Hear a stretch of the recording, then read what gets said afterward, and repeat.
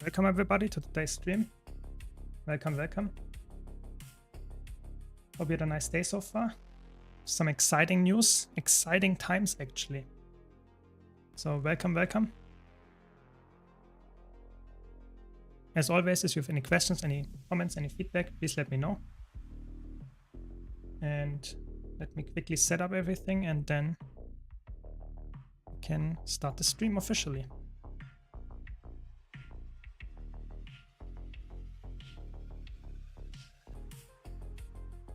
Welcome, Vexo. Welcome.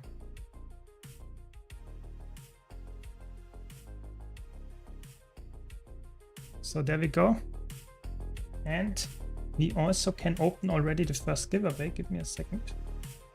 Because I have to celebrate something.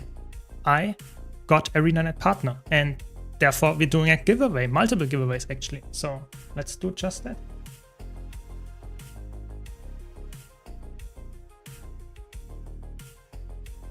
There we go. Should work now. Let's check. Exactly. Welcome, Peng. Welcome.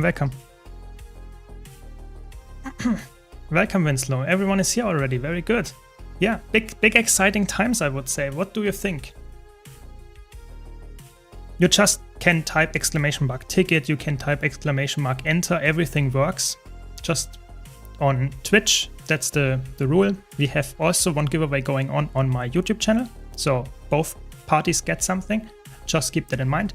And don't worry if you are on Twitch or YouTube, both can get something. But keep in mind, on Twitch, we currently also have Twitch drops going on. So just watching me or any other Guild Wars 2 content creator, you will actually get some passive rewards for just watching. So check that one out as well. Nice, yeah. I think the expansion, I think there are some people that are really hyped. I'm one of them. But there are also some people that are like saying, there is not that much new coming. And I think I can understand that. But for me, the big thing that gets there, that we get with the new expansion is the elite specs. You know, the elite specs are like the biggest feature, I would say, in the last 3 years since like EOD release, so way more than 3 years. So personally, I think that's like big plus for me. And I don't really care if there's so much other stuff happening. But I can understand if you say, elite specs, that's not too much for me. Then the new expansion might just bring you a few new maps and stuff. But I think the core feature updates are also quite exciting. I mean, I don't know what exactly they will be, but I'm actually quite hyped about those as well. Yeah. Thanks, Winslow. Really appreciate it. Yeah, I think that's really cool that a lot of like active content creators for Guild Wars 2 now got partner. And I think that's really nice. And I'm very happy to be one of them. And I, of course, will put out way more content in the future. So don't worry about like, I'm not slacking after getting the partner. Don't worry. Yeah, and don't forget to enter the giveaway. We will pull the giveaway winner, I would say, in like, I don't know, 40 minutes or something. So we will have multiple giveaways during this day. And I will stream for as long as I can be healthy. So yeah, and this is to celebrate my partner, but like I said, on YouTube I also have a giveaway going. Just check that one out if you want. And for the giveaway currently running, you have to be a Twitch follower to win. Subscribers get 3 times the luck. And just type exclamation mark enter in the chat and you will be good to go. Or hopefully you might win, but of course only one person can win for now. So there's that, I guess. Yeah, I think, to be honest, I think the elite specs, I'm not sure how good they will be. I have no clue what the mechanics will be, but I'm hyped that we get elite specs. So I'm very like positive that the next expansion for me is a very like bringing me a lot of content in that sense, a lot of stuff that I can actually just engage with. But I at the same time would also say that the core features that everyone will get, even the people that don't have any expansion, I think this is also, a very big plus for me. I don't know exactly how those core features will look like, but the one that they mentioned is the raiding one. And this one is for me already something that I think is very like positive, because I'm not sure. I think that is like some people are in this part of the community and other people are in this one. But I think strike missions are way more fitting to the Guild Wars like 10-person content than a lot of other things, because I want to get in, do a boss and get out. And raids are like a small minority of the community likes to do those raids. So 3 bosses after one another, some other things like some trash mobs in between. And I think homogenizing those, so having like entrances to all of the single raid bosses is a big plus in that sense. So I think that's a really, really good thing. And I'm really looking forward to that. And I hope they will also unify the rewards for that. I really hope so. Yeah, if it says too many tickets, you're already in. Yes. I started playing the game a week ago and your videos have been really helpful. Very nice to hear that. Welcome to the game. And if you have any questions, be sure to ask. We are always happy and friendly. So don't worry. We will hopefully get you the answer that you need. I hope they changed raids to make them similar to Final Fantasy XIV, 1 boss fight and you're out. Yeah, I think that's my prediction. I don't obviously have any more information than you do, but my prediction would be that we get the raids cut down into 3 strike bosses so that we can do, or 4. Every single encounter will be 1 strike boss and you can go in, and maybe there is a setting to do them one after the other so that you can experience the original raid.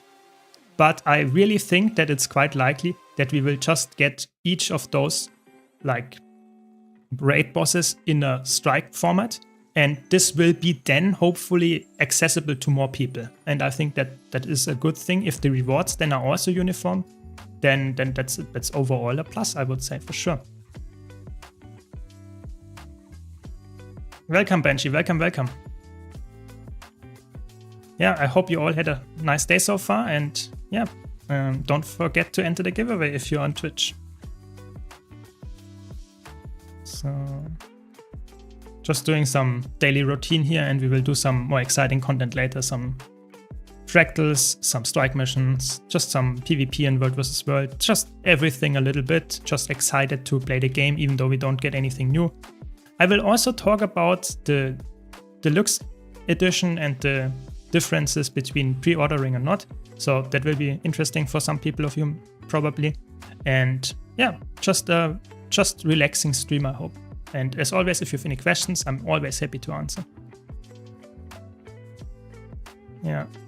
So what I was thinking, I was talking about the elite specs, and I think the elite specs, like I said, I'm excited for them anyway. So I don't need to have more, let's say, points to see if they are good or not. But my prediction will be that we will get a lot of like kit mechanics, some kind of transformation, stuff like that. I really think that's how they are like typically designed. I think this is like fitting to at least 3 of those specs. And I think one of them is very likely to be, for example, the Mesmer getting the Minstrel or Bard. I think this will be very likely to be some kind of kits that you go into the flute, into the loot to get some new attacks maybe. Maybe you press some buttons to play some notes. It could easily be the F skills, yes, the shatters, but I think it could also be some kind of kits. So that will be very exciting if that will be a hard spec or an easy spec to play, because I can see both things happening. So very exciting times for sure. Definitely. Yeah. I grinded to Soto and I think I won't build anything new, just farm for October. A lot of CM convergences and weekly. Yeah, that makes sense. I mean, October looks like it's still quite a bit away. That much is for sure. But I think it comes faster than you expect. I think if you are like working on a lot of legendaries and you want to get something done until October, I think the time goes by quite fast. At least that's my experience. So I'm also, because of we getting 6 new legendaries, I'm actually quite excited for those as well. And because of that, I will not like spend crazy amounts of my money on any other thing than giveaways. So I can actually get the things going on in the future as well. Like going for some crazy, like probably all the legendary weapons, and for sure the Aqua Breeder. I'm not sure if I will go for the ring and the accessory, because I already have like 7, and I don't need like 8 or 9. Why would I need that? But still. So that's good, I guess. Yeah, I think the legendary Aqua Breeder is, I don't know how it looks, but I will get it 100% just so that I have like full legendary in every single piece, in every single slot. I think this is something that I just want to get. I think we will get some underwater content. That much is pretty likely. I think it will not be a full underwater map or something like that. I think it will just have some underwater content, and it probably will also be like you have the possibility to get the aqua breeder so that you can actually use it. And I think the skimmer is also like favoring a little bit of underwater content. It's after all the water mount. So I think that all makes sense. But I really doubt it will be the underwater expansion as some people predict it to be. Yeah. Welcome, Enya. Welcome. I like your video guides on YouTube. Great work. Can I ask if there will be an open world thief build soon? Oh, I have something coming for you. I think it's coming out tomorrow. Yes. I think tomorrow you will get an open world thief build. Yes. Already prepared. Coming very soon. So, very good timing there, I guess. Well, all the new ones will probably use amalgamated rift essences. I'm not actually sure. I have no clue if they want to continue with how the essences system works, that you have, for example, convergences and you can use the same items for the new legendaries. I think this would actually be not as smart. I think it would be way smarter if they would require new currency in the new maps so that you have to farm the new stuff and not go always back to the old stuff and do the most efficient rift farming stuff. I think that would be not really good. I think if it requires a few of them, maybe, but I think not like crazy amounts so that you always go to the most efficient one. I think the new stuff should be the focus. That's my opinion. Yeah. Can I ask the gardening tools that come with the expansion, are they good, like infinite unbound magic tools? I will check it out later, but yes, they are infinite. They are infinite usable. I think they don't have a crazy good cliff on there, but at least you can use them forever and don't have to recharge them. So it's quality of life, I would say, more than anything else. So good for some people, or for most people, but not insane amount of money payback. Yeah. What are you most excited about the expansion? What am I most excited about? I would say elite specs are top place. I think I'm very excited to just get some more build guides and stuff going and just try out some crazy cooks. But I'm also quite excited for the new legendaries, to be honest. I actually am a little bit like drawn out and not getting... Is that really boys? Oh my god. Yeah, so I'm a little bit drawn out with the like legendaries that we currently have. So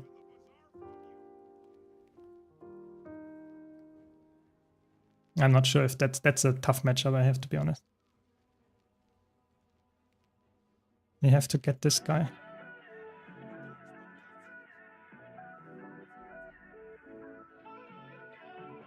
Oh, that was close. Sorry that I can't keep up on chat while playing PvP. It's just too much stuff to keep track of.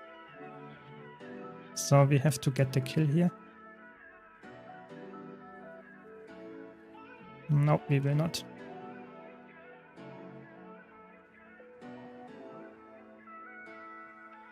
Sad. Yeah, I mean, that's a tough matchup. We have two core necromancers, so we are extremely tanky, but we don't have any support, and we have a thief. So no, that looks horrible, to be honest. But what can you say? And playing against boys is never a good thing, I guess. Yeah. I will talk about what I'm excited about the expansion as well, just a little bit later. But I think overall, I think this expansion to me looks way more promising than, for example, no one caps mid. That's good. Yeah, so looks way more promising than, for example, the, how is it called? Chantia Wilds and Soto in that regard, because it has way more features that I actually enjoy playing.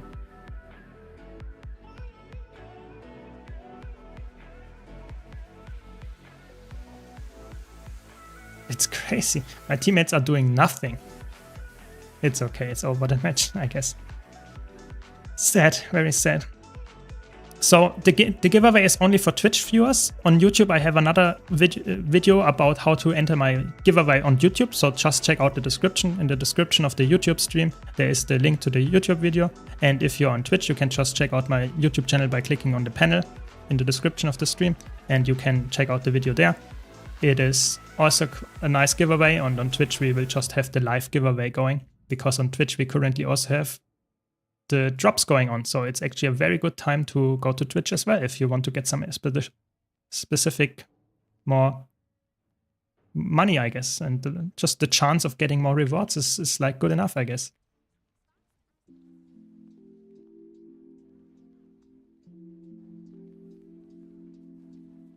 I mean, this is a tough match. This is painful to play, I have to be honest. They have a bunker. Oh my gosh. This is painful. This is painful. If you pre-order now, do you get all the stuff now or when the X-Pack drops? So you get all the stuff now with the exception of the stuff that is like bound to the expansion. Like you can't get access to the expansion stuff. But of course, you're right. You get the stuff that for the glyph, the tools and that kind of stuff. The weapon skin, the character slot, all that stuff, you will get that, or the shared inventory slot, rather, you will get that stuff directly. Level 80 boost. As soon as you pre-order it, you will get it. Yes.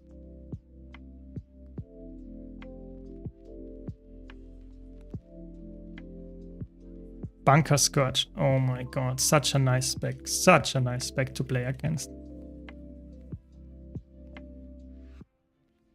There are 3 people here. That's not good. That's not what we want.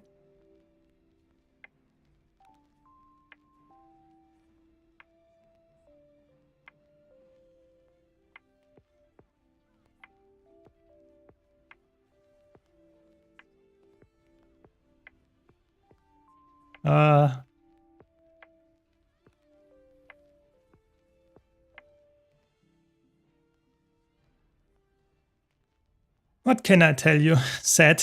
Just sad, this match. Thanks, brother. Really appreciate it. Yes, I'm very happy to get the partnership in ArenaNet, so that's really nice. That's why we do the giveaway. You know, just my hard work paid off, and of course I will continue hard working to create content for you. But still, I'm happy that I actually got the partnership. Yes, very much so. All elite specs seem to have a pet or minion. Maybe that's a way we'll get a different kit instead of weapons. I actually thought about this as well. I'm not sure if every single elite spec will have a weapon or some kind of kit or some kind of pet, but I think a lot of them actually might get some. I think I can at least see 4 or so that will actually have that. But I don't know. I don't want to decap here. I think this match is not winnable, sadly.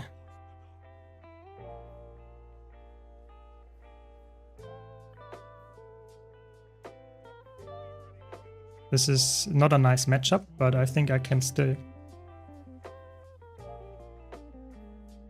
I mean, there are 3 people now. That's the not nice thing here. Can't get a 1-on-1, I guess.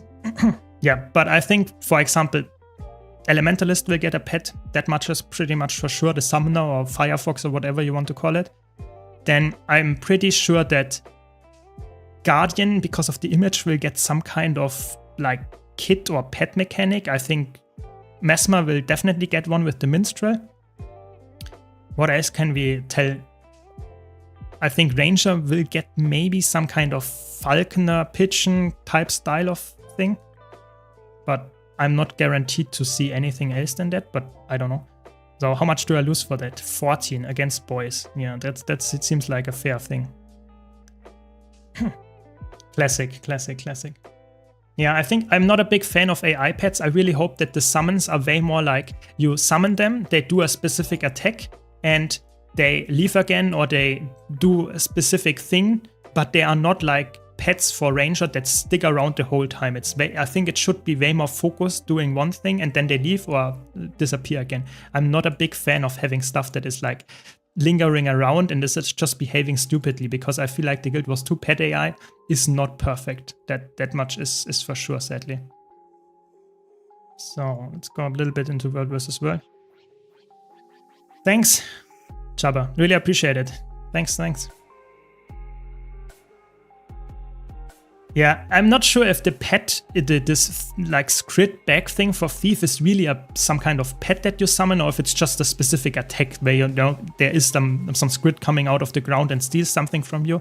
But I really hope Thief will not get some crazy AI pet stuff, because Thief is, I would say, already annoying, and I'm not sure if I really would like to have stuff like this crazy, like summoning pet and stuff. But I'm just not an II fan. What can I say? Yeah. Do you like Push? Yeah, Push will get a beta event at the beginning of August, so I think in like 3 weeks, not even 3 weeks. And I'm very excited to go in and try it out even more.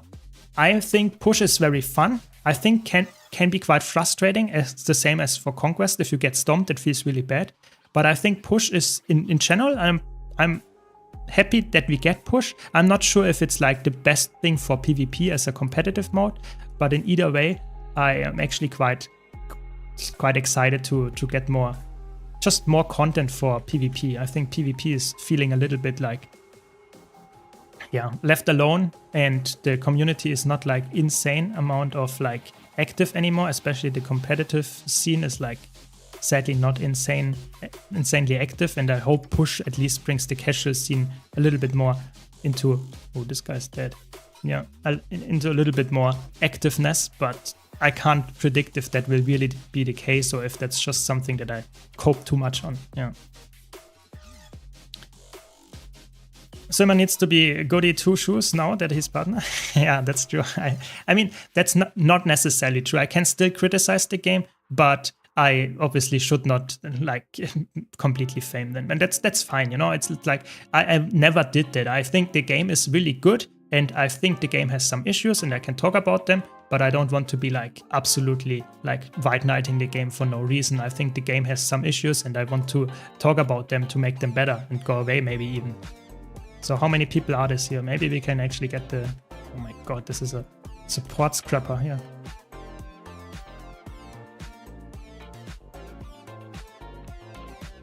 Tough matchup. Oh, this is a Celestial Harbinger.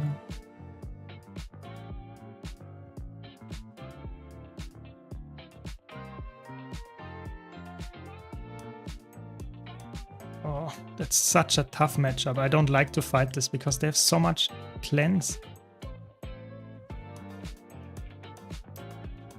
That's really annoying. You know, I really want to apply my vulnerability and get the burst out, but they are just too tanky. I can't fight this. Maybe I can separate them a bit, but this is not winnable.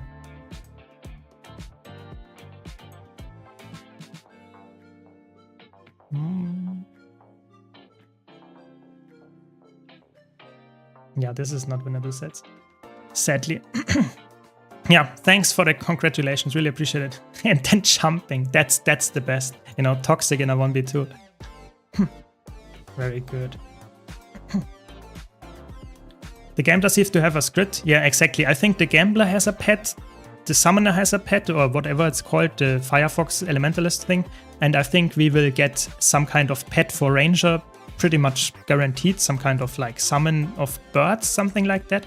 And I think it's quite likely that we will also get some kind of kit variant for at least one other spec, which would be the Bard. I think the Bard or the Minstrel will get some kind of kit thing.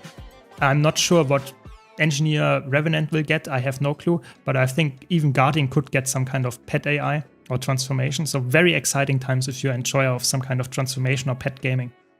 Yeah, for sure. You think Elementalist will be newcomer-friendly spec, just like Mechanist was for Engie?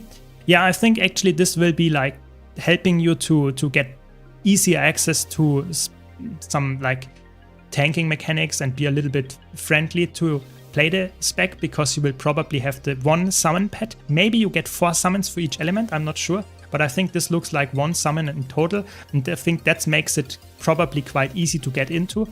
But I have no clue how specifically the mechanic will look like. Maybe it's actually quite complicated to get some kind of combos out, but I doubt that. I actually think Elementalist will get an easy Fire Mage Fox summoning elite spec. That's my prediction, yeah. What was Push like? I sadly missed it completely. So I think Push, in my opinion, especially the second test that we got, I think was quite fun. It is still a little bit snowbally, which is not always the good thing. So that if you like have one team fight that gets lost, it feels a little bit like the match is almost over. But that can also be a good thing, because if this fight is lost, then oftentimes the match is over very soon. You don't have to draw out the match for 10 minutes. So I think I'm a bit like drawn. I think push has good and bad stuff, and I personally think push is actually quite fun to play, especially because it feels like it's never lost completely. It's not like the game is snowballed so much that you will always have lost after the first team fight. No, not at all. Especially if the enemy team overcommits, it's quite easy to punish them. But it just feels like if your team is like a little bit worse, they will consistently lose the team fight and you will have no chance of carrying it. So I think that's a little bit sad. But in total, I think actually, especially because it enables a lot of cool new builds, like some kind of support playstyle that you never saw before, with a lot of CC, maybe support druid even, stuff like that. So I think that's quite funny, that you have completely different or somewhat different meta, even though you have the same balancing. I think that's really nice. So I'm actually looking quite forward because of that. Yeah, for sure. Do you perhaps have any plans for Fractal CM trainings? Yes, you can join my Discord server, and we actually are always looking for people that want to do Fractal CM trainings, because obviously I need 4 other people that I can train, and if we find enough people, then we can actually do trainings for all the CMs. Yes, we will do that. Just write in the trainings chat in my Discord and we will find it. Hopefully people there. Yeah, I agree. I think in general, World versus World or the competitive game modes need a little bit more like action. I really hope we get maybe some updates to the reward structure in World vs. World with the expansion. They did not tell us yet, but I think that could be something that comes with the core feature expansion, because that's something that is a core feature World vs. World after all. So I think that makes sense that we get something that is helping us to get more excited about World vs. World, for sure. Yeah, thanks. Thanks, Melumi. Really appreciate it. So I think we will leave the giveaway up for, let's say, a few more minutes. Don't forget, you can enter on Twitch, !enter. You have to be a Twitch follower to win. Subscribers get 3 times the luck. By the way, thanks for all the follows, really appreciate it. And yeah, we will draw the winner, I would say, in like 5 minutes or something. And then we can open the next one after that. If it says you failed to enter, you already have entered before. Condi builds were pretty oppressive in push. They need to do something about that. Yeah, I think Condi builds were like, you were just spamming Condis on point, and I feel like that is not a healthy balance. I agree that there needs to be done something, especially if you have, for example, like crazy amounts of like people playing some kind of bunker scourge thing with some Condi corruption and stuff that felt really bad to play against. I agree. But I think they could fix that balance quite easily, and that's quite nice to have just a different kind of balance and not always having the same builds for Conquest and push. I think that's actually something really nice. I hope that continues to be the case and not being so oppressive with only Condi being playstyle or something like that. But in either case, I think I had a lot of fun, and that's the main thing for sure. Thanks, Vanter, for the Prime. Really appreciate it. Thanks a lot. Don't forget to enter the giveaway. You have a higher chance of winning now. Slightly, but who knows? Maybe that's enough. I've pre-ordered the new expansion, but they have a bug. They didn't send the codes. Really? That's sad. That's actually sad. Yeah, I mean, they will fix it for sure. Don't worry. That if stuff like that happens in terms of customer support, I think they are really good. They always do that really fast. And yeah, I think don't worry. It just takes a while. And we can also talk about the deluxe and that kind of stuff, because I think a lot of people are like asking, is it worth it to actually buy something that is higher than the standard edition? And I think that's something that like not a lot of people, especially new players, actually know about. But I think some of the upgrades, especially in the deluxe edition, is actually not bad if you're like willing to spend a little bit more money. So we can talk about it very soon as well. But of course, just mentioning here, because I'm now an ArenaNet partner, you can also use my referral link for no more additional cost for yourself, and I get some cut. So be sure to check that out if you're thinking about pre-ordering. I've sent my ticket 3 hours ago. Yeah, I mean, it takes some time. Also, don't forget, currently it's like very early in the morning in US, and they have the office in US. So obviously that's not like very likely to be answered in the next like minutes. I think that typically takes a while. But this is not what you want to play against me, to be honest. Power Chronomancer. This is not doing that well in my build. My matchup. So many people entering the giveaways. I'm missing those giveaways that you did near the beginning of your stream when there was only 10 to 15 people. Yeah, that's true. I mean, luckily my stream grew a bit and I got more viewers, so I'm happy about that. And yeah, that's just I guess a good thing. But of course, for you as one viewer, a single viewer that wants to win the giveaway, yeah, I guess that's obviously the chances go down. But don't worry, we will do multiple giveaways today and over the course of the next days. If I can get enough time to stream and my health is allowing it, then I will do a lot of giveaways, so don't worry. And like I said, you can check out my big YouTube giveaway as well. You have a big chance of, or some chance of winning there as well. And we actually do 2 times 500 gold on YouTube, so it's actually quite a good prize pool, I would say.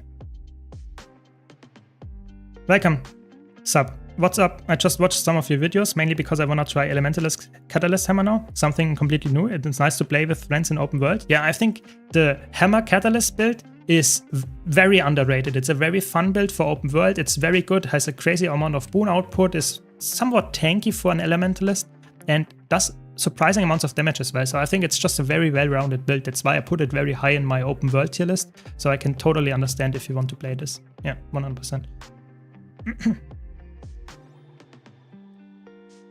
Came here from the amazing PvE guides. Big thanks for creating these. Nice. Glad you like them. And I have more coming up, especially when, for example, we get more PvE content, especially some kind of raids and strike missions reworks with the next expansion. I will come back to even more content that may be even like way older, and I will create guides for that one. So be on the lookout for those. But of course, if you have specific questions, specific encounters where you need to get some help, always be happy to answer that as well. Just ask either here in the chat or go to my Discord server if I'm not online, and you can just ask there.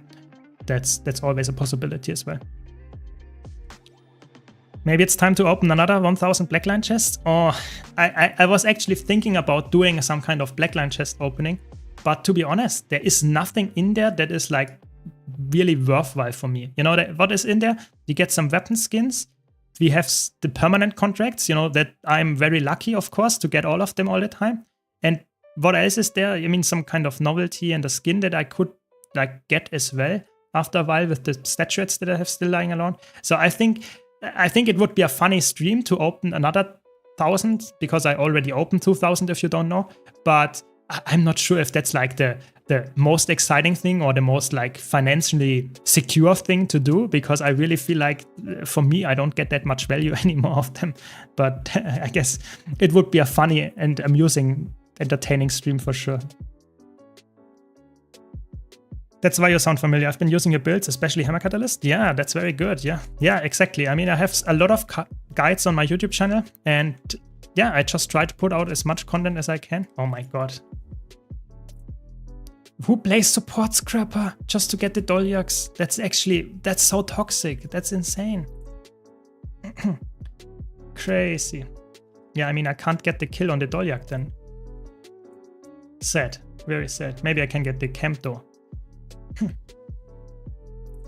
Are ArenaNet done revealing elite specs? Have to wait till October? No, not at all. I think actually we will get definitely next week, maybe even this week, more information on elite specs. So there will probably be some kind of live stream, probably multiple ones, where they showcase those. And then at the end of August, we actually get a beta event as well. So no, they're not done at all. It is just now the teaser, so to say, to keep us hyped about the expansion. But there will be way more stuff and information coming very soon.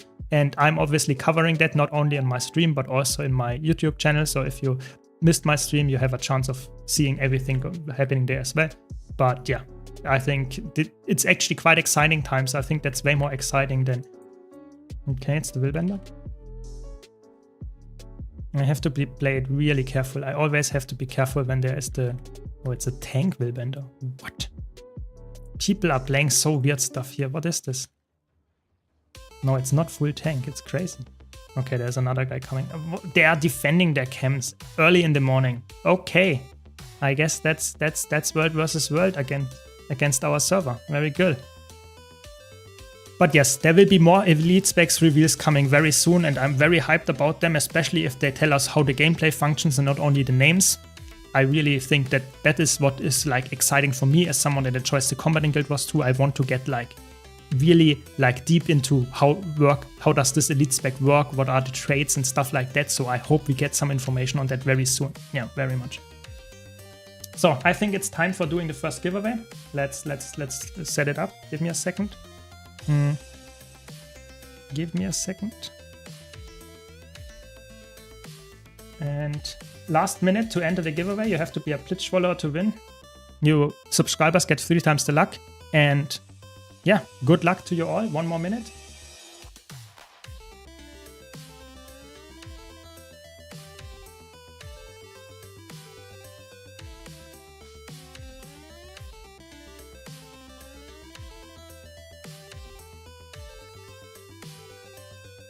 I wish they at least told us the names of the elite specs, which classes have them during the announcement. Yeah, I think that is like, they hyped it up quite well with the countdown and the teaser icons. I think that was really well done. But the problem was that they did not tell us the names. I think the names, and it's maybe even the adding the class like identities so that Bard goes to Mesmer. I think that would have been like at least something that they could have done. I think that is something that we all expected and they didn't deliver on that. So I think that was a little bit sad. But, you know, I'm hyped for the expansion anyway, so I guess there's that. Yeah, definitely, it killed the hype for a lot of people, and that's not good. You want to keep the hype going until October. I think that's what they're trying to do, yeah. Yeah, I really hope it's not like for, like, just giving us the names next week and no gameplay. I really think the live streams are the things that keep me going. Thanks, Daplan, for the Prime. Really appreciate it. So it's time to close the giveaway. So I hope you all are like ready. Last chance. We will close it now. Don't worry, we will get more giveaways going if you missed it now. Let's draw the winner. Who's the winner? Sleepy Zebra. Congrats to you. Please let me know your account name in Twitch chat. And I can send you the money. Don't worry. More giveaways coming very soon. I will start directly the next one. Just give me some time to find the winner. Sleepy Zebra, please let me know your account name in chat and I can actually send you the money. Yeah, I think the matchmaking in World vs. World and PvP really is like a little bit sad, to be honest. It feels very much like predetermined if you win or not. So that's like not always very good, but I mean, I still enjoy the game modes. So congrats to you, 50 gold for you, and we will open the next giveaway. Congrats. There we go. Give me a second to open the next giveaway. And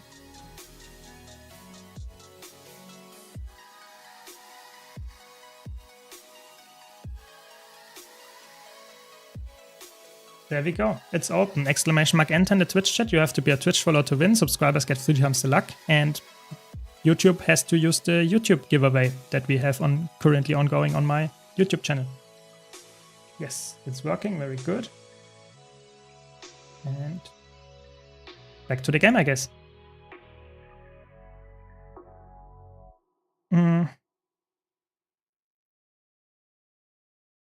How hard is it to unlock the legendary artifact nowadays? I think you are talking probably about the relic.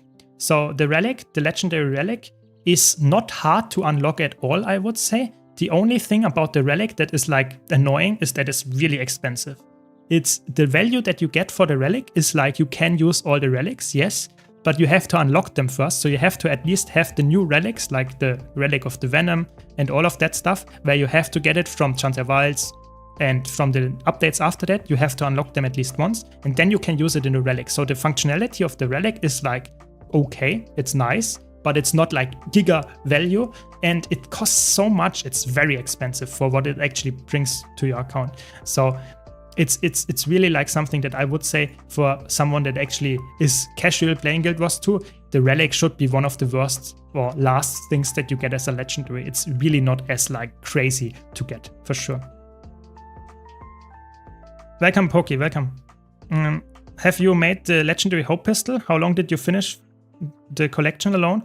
So I did the Hope collection like when it came out with Heart of Thorns. So it was like at this point, like, I don't know, 8 years ago or something like that. So bear with me if I can't remember everything. But yes, it was like I was doing it completely alone. And it took a while, but not like insane. I think it's like, I did it like in a few days, in a week or something, because I was grinding quite hard back then. Was it something that I would say was like the most pleasant experience? Sometimes the events that you need to do are not that easy to get into, yes, but I think it's okay. It's doable alone, especially if you use a solo build and you want to get some events going that typically are not designed to be played alone. I think it's actually, oh, this is again this bunker willbender. I mean, now you will, it's not a bunker willbender. What is this guy playing?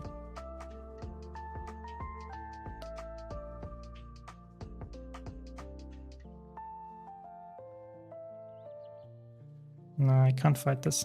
Not against the guards as well.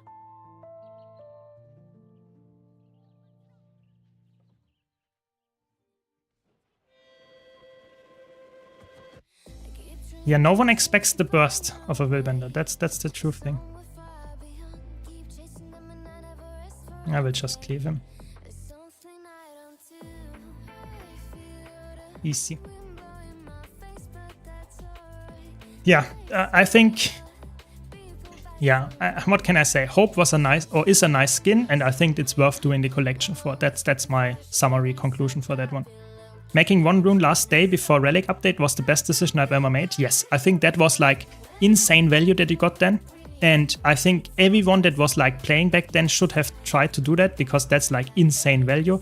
But nowadays you can't go back. So there's that, you have to live with that. And if you want to get the legendary relic now, yes, it is more expensive, but I mean, if you want to get it, then just accept that, sadly. That's the truth here. Core engineer. Let's fight this. I don't really like doing hope. I stopped at the 4th achievement. Yeah, I mean, they get more advanced as like you progress to higher levels of the achievement, but it's fine. If you don't like doing it, then you don't have to. It's not like insane. Like, there are so many legendaries nowadays. You can easily go for something that you can purchase from the TP if you want to get it, or even go for the like kit in the Wizard's Vault, and you have half of the legendary already completed by just purchasing the starter kit. So there are many ways to actually get legendaries now. You don't have to go for the one that is like the most, like, I would say, not annoying one, but the most complex to get. That much is for sure. So it's the willbender again.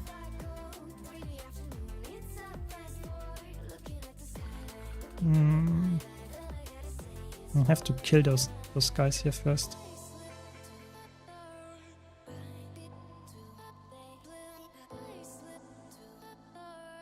I have to get the... I have to kill those guys.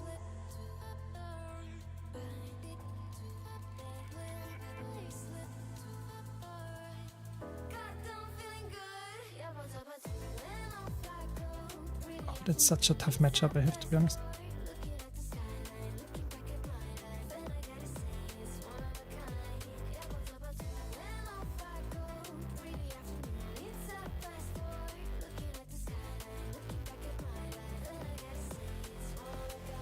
Almost. The guys, the NPCs actually make the difference. That's the sad part. Sad. Could have won that easily. I mean, they obviously play a build that is really annoying with the mace in there and getting some protection. Nice. Nice 1-on-1. Yeah. Thanks for all the follows in the Prime. Really appreciate it. Thanks. Don't forget to enter the giveaway though. Yeah. Let's finish the conversation here in chat. Give me a second. Yeah, the waiting event was painful. I remember that one, and just in general that you have to do some events that are on a timer. Sometimes they spawn randomly. That's really annoying. Yes, that's just how you have to accept that. That's the sad part about it. If you want to get the achievement for Hope done, yeah, just waiting is, I guess, patience is the name of the game. Yeah. Never been so mad that I took a break, didn't make the run and lost on the relic. Yeah, that was like, if you missed that one and you just take a break of the game, that was like one of the worst times to actually take the break. That much is for sure. It's the sad truth, but I guess better than now you are back, maybe you can still get it. You know, it's more expensive, but what can I say? There is no way to go back, sadly. What's the change on making legendary relic? So before you had to craft, like before they announced that we get the legendary relic coming soon. And then they announced that if you want to get the legendary relic, you have to have at least crafted one legendary rune and you will get it for free. Because it's some kind of like excuse, because they took away your 6th rune bonus and it was like getting on the relic. It was a really nice move of them. But as soon as they dropped the relic and everyone got it for free that had at least one legendary rune, then you had to craft the legendary relic. And this is like way more expensive nowadays, just way more. And yeah, that's just the time goes on, and you have to accept it now that it's way more expensive if you haven't done it earlier. I have everything legendary except weapons because don't see any value in them. I mean, that makes sense, but I think I would say the value of legendary weapons is their skin mostly.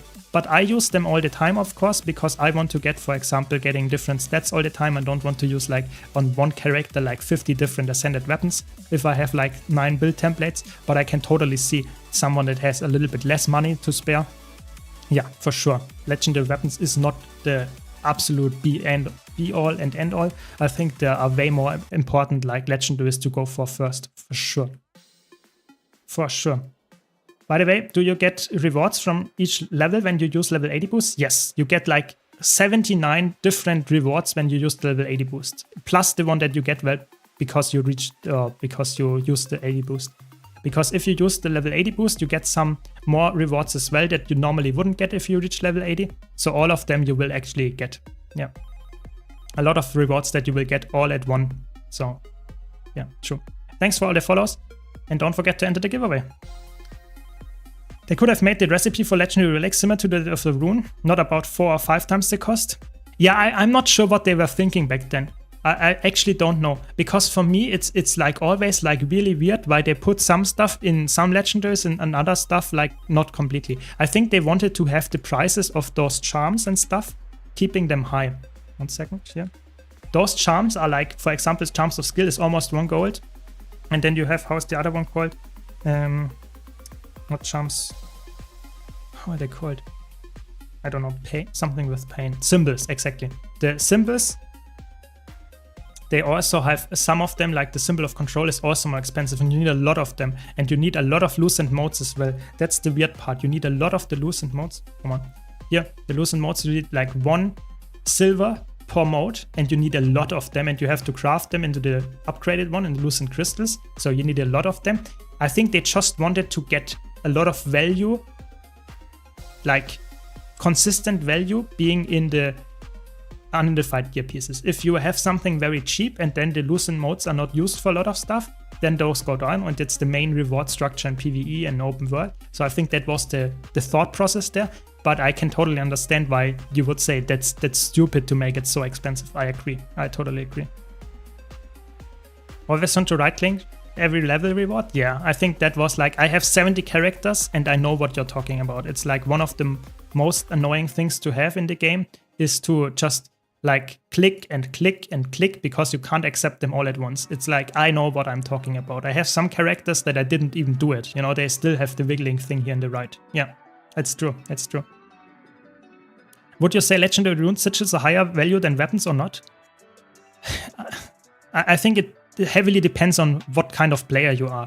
I think if you play the game as I do, so for example playing like a lot of different characters, a lot of different builds, then I think a weapon is very worthwhile to get because you might use it on a lot of characters, you might switch a lot of gear around, and then the sigils and runes get even more value. But if you have like one character and you use like only berserker gear on like your dragon hunter, then you don't need the weapon at all because you have like one ascended weapon and that's what you use all the time. Having a sigil then that you can replace all the time, for example, sometimes you fight dungeons or fractals, they have nighttime and you want to go for night sigil, then I think sigils can be more worthwhile even if you don't want to. So I think it depends heavily on the game mode, what you are playing. And some of the game modes, especially if you play, for example, World vs. World, I think actually if you only play one character, sigils and runes are probably better. But if you play multiple characters and multiple builds, multiple different game modes, I think the legendary weapon gets more value. I think it depends heavily on how you play the game, for sure. Who's hyped about the legendary Aqua Breeder? I mean, I am. I don't know how many people in chat here are, but I am for sure. It's actually really the last item. I'm not joking, the absolute last item that I need. And I'm really hyped to get that. I already have the rune for it, the legendary one. Where is it? Yeah, here, one legendary rune is already, where is it? Somewhere is it? I have it. I already have it to get the last legendary rune. I already have that, but I need the aquatic headpiece. So, Aqua Breeder, please. I can't wait for that one. Can't wait for that one. I saw someone on Reddit say, go for legendary weapons at last, but with starter kit isn't weapons so much easier than sigils or runes? Yes, with the starter kit it's really, really easy. I think you should go for the one that you enjoy. So if you enjoy going for weapon because you like to have some kind of visual effect of the legendary, go for the weapon. I think going for the weapon last is not generally the most advisable thing. Some people would say yes, some people like the skin, like some visual thing to see, and I think it's definitely worthwhile going for legendary weapon as well.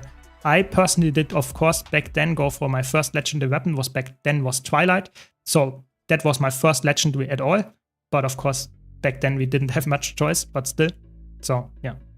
For obsidian armor, you just need to buy recipes and have the materials. Yes, that's pretty much it. I want to learn Power Virtuoso for Zerg, but there isn't a lot of video. Could you do some tips for Virtuoso in Zerg? Yeah, I think I could actually try to get some more Zerg gameplay going, but the problem is really I struggle a lot to find good Zerg content on my like current setup for World vs. World. You know, there is not that much like Zerg action going on. You see I get like crazy, like outnumbered in roaming often, and it doesn't feel like there is much action going on. I think the alliance system for me made it a little bit harder to actually find good content for World vs. World Zerg gameplay, but if I find it, I will for sure try to find more builds like the Power Virtuoso, for sure. I will try.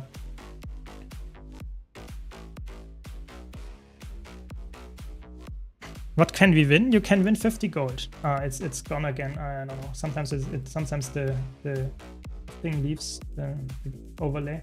So let's see. It's still going on. 50 gold is going on. You have to enter via !enter. Give me a second, maybe I can set it back up.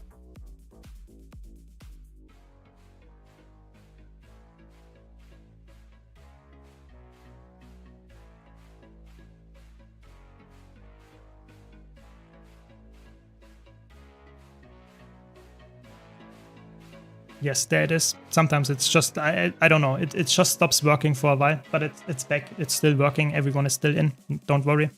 50 gold, and I will do multiple giveaways, so coming very soon, more gold giveaway. And you can check out my YouTube channel if you want to get more gold there, because we have a big giveaway, because I reached finally ArenaNet Partner. That's the celebration what we do today. Yeah, I think it's important to say that not everyone will actually have worth of legendary weapons. That's true. I personally get a lot of value from them, but not everyone will get that. So it's personal taste, but I think it's not as expensive as people make it out to be, especially with the starter kits. It's very cheap to actually get them, at least comparatively. And I think that's worthwhile for a lot of people because of that, because it's so cheap to get them and the cool skins as well. So I think it's a good thing to have them for sure. What is the best site to find PvP builds?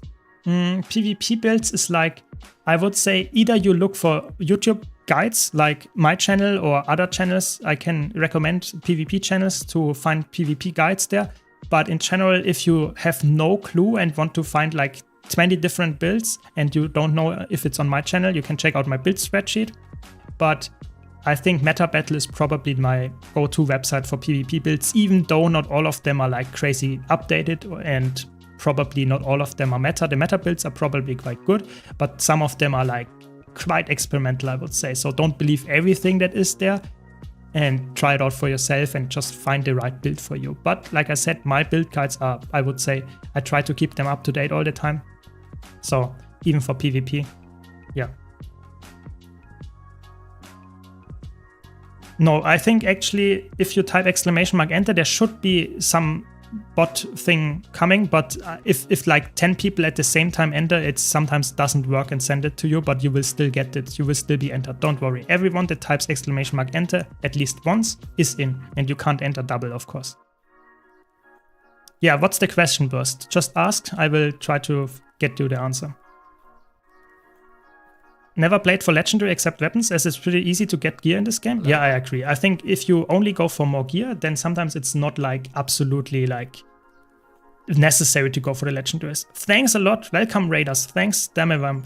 Really appreciate the raid. Hope you had a nice stream. What did you do today? We are just doing some talking about legendaries right now and the new like expansion, what we will get. And in the meantime, play some World vs. World in the background.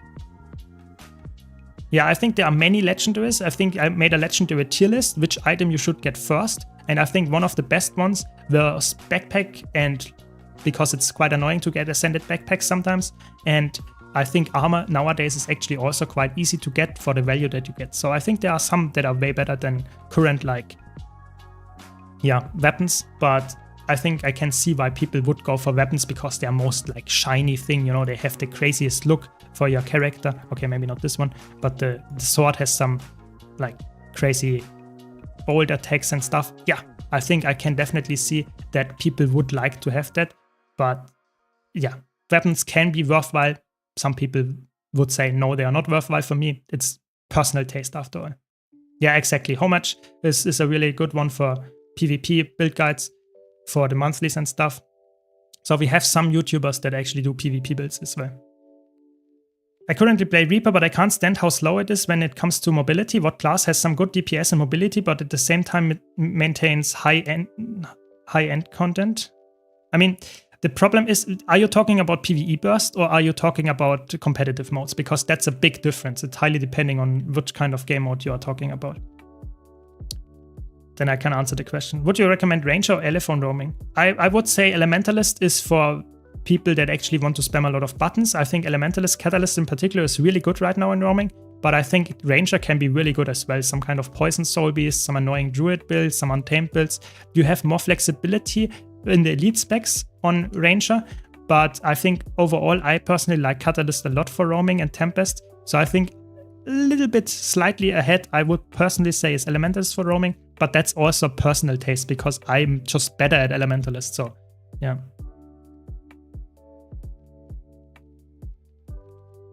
What's my longest stream? My longest stream was, I think, like 5 hours. But I'm also not doing it like as extensively and as like long as Lara and Teapot did it. I think it's crazy if they do it for 15 hours straight. I think some people even do 24 hours. I think that's insane to me. Maybe at some day, maybe if I train enough, like my mental and my health, I can do that. But right now I can't. So I just try to stream as long as I can while I have fun, while you are here, and have some nice conversations going, and then that's good enough for me. But 15 hours is already quite a lot. I don't think I will ever reach that, but let's see. Maybe we will do a subathon at some point and I have to do it. We will see. Yeah. Yeah, Legendary Backpack is really good, I would say. It provides a lot of value. Even though the stat amount is not that good, but the annoyingness to get ascended backpacks, especially of some stats, is actually quite high. So I would say this is one of the highest for sure. Mainly PvE. Okay, PvE. I think it's interesting that you say that you don't have enough mobility, because in PvE in open world you have mounts and that kind of stuff, and in like content like raids, strikes, fractals and stuff, where you have like a group where you can't use mounts most of the time, you have actually like most of the time no necessity to actually play like builds that are like very mobile, because why is it necessary in a fight? But if you struggle on Reaper, which is not the most like the fastest spec, I would say Willbender is very fast all the time. I think in general Thief can be fast if you have the right build, but I think in general Willbender is probably the most mobile build that has high damage as well. So either playing some kind of Alacrity Willbender, or you play full DPS, Power or Condi, all of them are actually quite mobile because of the F skills that get you movement skills. Yeah. But of course, it's not for most fights. I would say it's actually not strictly necessary to have a lot of mobility. I don't actually know which fights you're actually talking about where like mobility in PvE is like killing you if you don't have it. In competitive modes, I see that way more often, of course. But in PvE, I'm not sure.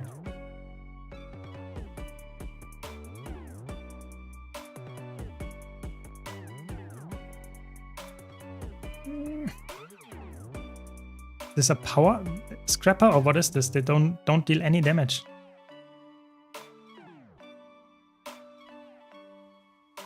They're just running around with super speed. That's it. That's annoying. That's annoying. Come on, stop it. Okay. I'm not sure if I can actually kill this guy. I have to land my burst to actually make sure that I actually... Okay, dodge in 3, 2, 1, dodge. There we go.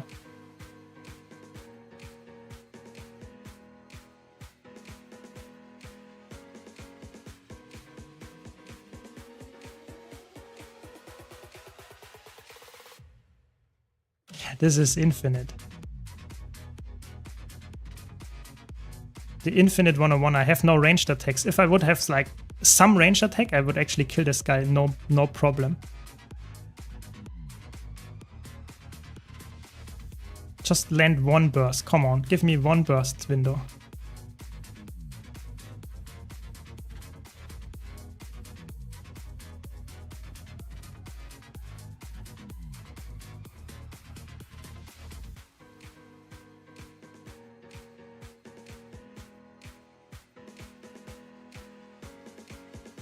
Yeah, I think I will just... Okay, maybe not. This is like prime PvE gaming, to be honest. Now I will leave or maybe kill this guy. Let's see.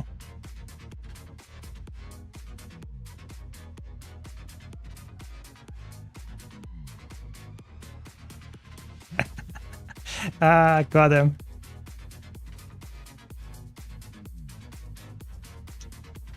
Sadly, we got the rest with the annoying invulnerability uptime of a Mirage, of a Virtuoso. But I think I can get the kill again, I think, to be honest. Maybe not.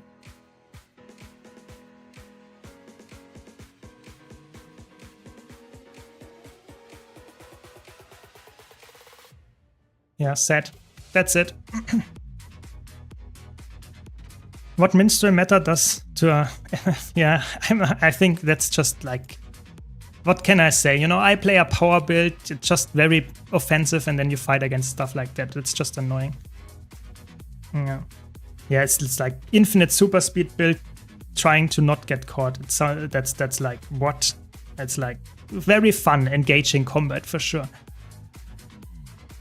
I mean, if I would play, for example, I could easily play, if I play like a Celestial Harbinger or something with range, easy kill, they have no chance. But I play a full power melee build. I mean, I have no chance of actually catching the kill if they are like somewhat aware. So that's the sad part. What type of content are you mostly playing? Yeah, I think exactly. If you play in a group, swiftness, even super speed is very like common. So I think typically you should actually, even on slow specs like Reapers or like even slower on Scourge, you should have no problem, to be honest, to move around. I actually don't see it in PvE ever that someone died because of mobility. It's really, really rare. Thoughts on Scourge design? I love Necro, but the way it applies its benefits is kind of annoying for everyone. Yeah, I think Scourge, I would say in PvE is okay because it's providing barrier. I think it's a little bit too much visual clutter with the Shroud, how it applies its attacks. But the problem that I have with Scourge is that it's in competitive mode. Either it's completely dogshit or it is absolutely broken, because the design is, there is no way where it's healthy in my opinion. And it is really annoying to fight against if it's broken, and if it's like not good, no one plays it. So I don't know. I really feel like Scourge is, the design itself, I think it's not good, even though I like to have some kind of barrier cleansing healer. I think that's really cool. But how it is implemented with the shades and stuff, I think it's not very healthy for the game. That's my analysis there. Could you do fresh World vs. World so roaming tier list after all these hotfix patches? Yes, I will do that very soon as well. Coming up. So how long is the timer here? Wait a bit. Yeah, I think he was like a full heal scrapper or something like that. Was really annoying to fight. I mean, they were just running around with super speed. I can't kill them. They did not do any damage to me. They were just kiting. That's not fun gameplay. That's much is for sure. I will choose the winner like in like probably like 10 minutes or so. Maybe 5 to 10 minutes. So if you can stay for that long, we will draw the winner and you can have a chance at winning. If not, we will do another one in a like 45 minutes or so. My problem with being slow is only that it's boring. I mean, if it's then of course you have to play a different spec if you feel like you need to move fast. And I think moving fast, Willbender is one of the best specs because it has inherent fastness with the the utility of the virtues. but in PvE, most builds don't have like the utility of being fast is not necessary. So no build is explicitly giving you a lot of mobility. Super speed on Scrapper is the only thing that I can imagine that is always in the base kit as well. So DPS Scrapper, Quickness Scrapper, even Heal Scrapper has mobility because of the super speed access. But other than that, Willbender and Scrapper, I think I don't see any other elite specs in PvE specifically that are like where you say, okay, this is like really important to have mobility on. But that's just my take. Maybe you have some more insight and more details why you feel like that you are too slow and why this is boring. Maybe I can give you some more specs that feel more fast-paced, yeah. Which elite seems most exciting for you right now? You mean of the new upcoming ones? I'm actually quite excited for Mesmer because previously, when I just got the image, I was not excited that much. I thought Bard, yeah, maybe some kind of support, probably worse than Chronomancer. So I was not too excited about it. But with the 2 images that we got now, that it's a lute and a flute, I think we will actually get kits so that we have to swap between different kits, and I think that can be very interesting. That makes it way more exciting to me than just having a shatter skill that provides boons. I think that's really boring. Yeah, but what can I say? This is like my prediction. I'm quite excited about it now, but I think all of the elite specs looking quite exciting. I'm actually quite like happy to get more builds that I can theory craft after, so I'm quite nice about that. Thanks for the Prime, really appreciate it, Putz. Really nice. Don't forget, if you need to be a Twitch follower to win the giveaway, but subscribers get 3 times the luck. So thanks a lot for that. So I think it's time. Give me 1 more minute for the giveaway to roll, and then it's time. Oh, let's kill those, and then we roll the giveaway. And like I said, if you're watching on YouTube, don't worry. There is currently a YouTube giveaway going on as well. Link to the thing is in the description of the YouTube stream, or you can check out my YouTube channel. 2 times 500 gold giveaway because we got the celebration of, yeah, reaching a net partner. If it says too many tickets or if you don't get any response, you are already in. So let's wait for the tick and draw the giveaway winner. Would be great if ANET adds something like music wheel for you to make your own melodies. That's interesting, yeah. I mean, the interesting part is, as far as I know, I think for music you are actually allowed to use macros. So if you want to play the piano, for example, it's quite complicated. If you want to play that quite well, you can easily play with a macro. But of course, not everyone likes that. So I think it's time. Hope everyone is in. Good luck, good luck. And let's see who the winner is. And the winner is Boki. Congrats to you. Please let me know your account name in chat. And don't worry, for everyone that is not like in, we will get more giveaways coming later today. Congrats, congrats. Please let me know your account. Guild Wars 2 account name here in chat. And yeah, I think it was just a follow, no? For now, we didn't get any subscribers, so maybe subscriber luck is like a lie. I don't know. So, congrats to you. Let's give me... As soon as I send this, I will open the next one. Congrats, congrats. And... give me a second.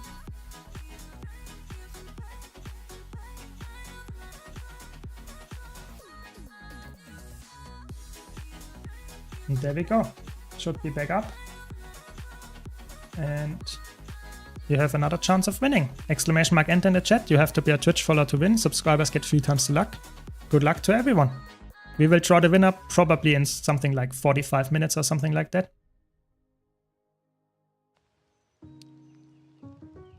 If you play Ellie, you're basically playing piano. That is true. I mean, some builds, especially if you play Catalyst, I feel like they feel really spammy right now. And not a lot of people like that, or not all the people like that. But you are not allowed to use any macros in the game at all, only for music. If you play instruments and stuff, like the piano and stuff, you are allowed to use a macro. But in any other way, you are not allowed to use anything. So really be aware of that. Don't use it anywhere, or otherwise you will get banned. Really, really important. Are some Generation 2 legendary weapons longer to get than other Gen 2s? Yes. You have 4 legendary weapons that are like somewhat like not hard, but somewhat more, a little bit more annoying to get. So that would be, let's check. So Astrolaria, Chuka and Champawat, Hope, and well, what's the last one? Nevermore. Those 4 weapons are harder to get because you have to complete the whole collection quest, which is like a must for the weapon. And it's somewhat, I wouldn't say annoying, but it takes some time. It's really a journey that you have to go through all the achievements and getting that stuff. If you go for any other legendary generation 2 weapon, so for example the dagger, where is it? Claw of the Carnivore, this one. If you want to get this one, you just need a lot of gold. You really spend a lot of gold on materials that you buy from the trading post, and then you craft this thing. You don't need anything else, really, nothing. It's just gold and of course some account bound materials like karma and that kind of stuff, but that's about it. It's really just the weapon needs materials and gold. Whereas Astrolaria, Hope, Nevermore, Chukan Champawat, those need like commitment and a time investment on top of that. Yeah. So it's not for everyone.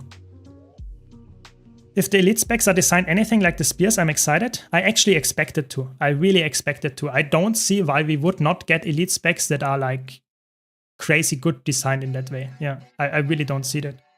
Let's play some DPS, I guess.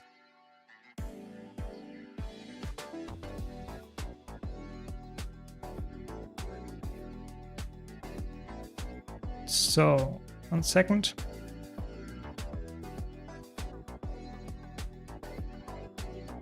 Tried Catalyst, I'm not really a fan of its elite mechanic. Tempest and Weaver feel a lot better for me. Weaver's the most interesting, but right now I'm not ready to deep dive into all the combos. Yeah, I think, to be honest, if I would just rate elite specs of Elementalist by the fun they provide or how well they are designed, I think Catalyst is by far the worst. I think Catalyst is very spammy by nature, doesn't have like a crazy good profession mechanic, and I think if you look at Tempest and Weaver, they are way better fleshed out. You know, Tempest is the like a little bit slower paced, heavy impact overloads. I think that feels really cool. It has some supportive playstyle, but also can be played as a DPS build. It's really fun.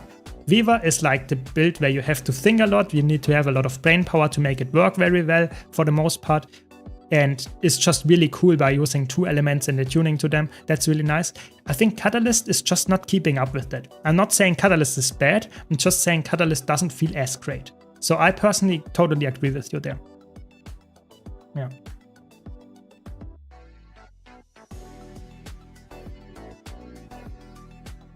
So for the legendary shield, for example, no, it's not. For the legendary shield, you craft it as exactly the same as you would craft, for example, the dagger, the legendary one. You don't need to go for any journey. You just craft it. The journey is only for 4 weapons. It's for Astrolaria, Hope, Nevermore, and Chukan Champawat. Those 4. All the others don't have that. No journey to get those. Yeah.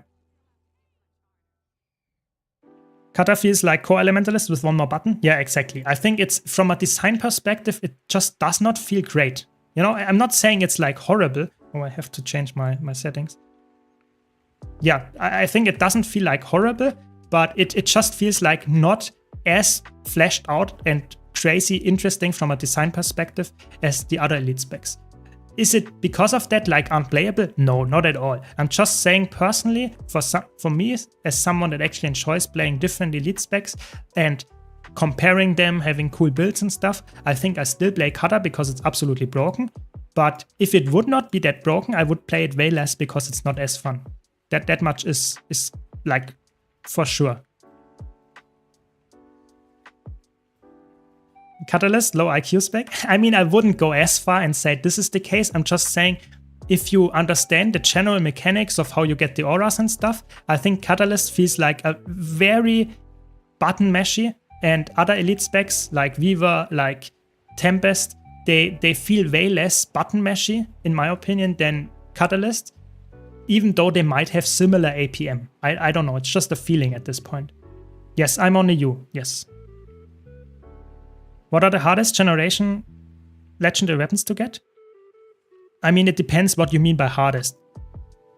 you can get them generation 1 and 3, you can get like for just gold from the TP, you can just purchase them. So they are very easy in that way.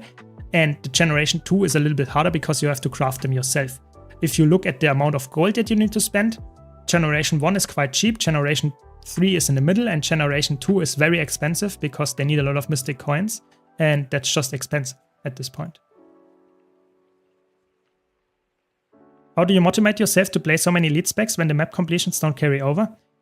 I don't engage a lot of open world stuff with like where I need the map completions with a lot of characters. So I have like play all my elite specs on my 9 PvE characters in PvE. So the map completions are like on my 9 elite specs characters for PvE. Like I would use, for example, my Mesmer in PvE only, and this one has map completion. But I think map completion, especially for open world content, is not absolutely necessary, but especially for instance contents like strikes, fractals, raids, all of that stuff that I do, like not mostly, but I would say quite a lot, is absolutely, you don't need anything from the map completion to do those. It's like really easy to get decent like time to load into the instances that you need to get into without having any map completion on the character. It's really like you with the Wizard's Portal Tome, it's like insane. I don't have any problem starting a new character and not having any map completion. But of course, if you play a lot of open world, that could be different for sure. Thanks, Milos, really appreciate it. Have a nice day as well. Thanks for your kind words. Yeah, but what I think it's for me, it's like I like to play different classes. I can see why some people would say, I don't want to play all kind of different classes. I want to have one character where I can use the maximum back slots, where I don't need to switch my gear around that often. Yeah, I can totally see that. But for me, as someone that has full legendary gear, that plays mostly PvE instance content, but at the same time is also quite excited to play competitive modes, I don't really need the like map completion on every single of my 70 characters. That's absolutely unnecessary. It's obviously debatable if 70 characters are necessary in the first place, of course. But I mean, at this point, I just enjoy the game, and having more storage space, that's my main hobby in the game, I guess. So yeah.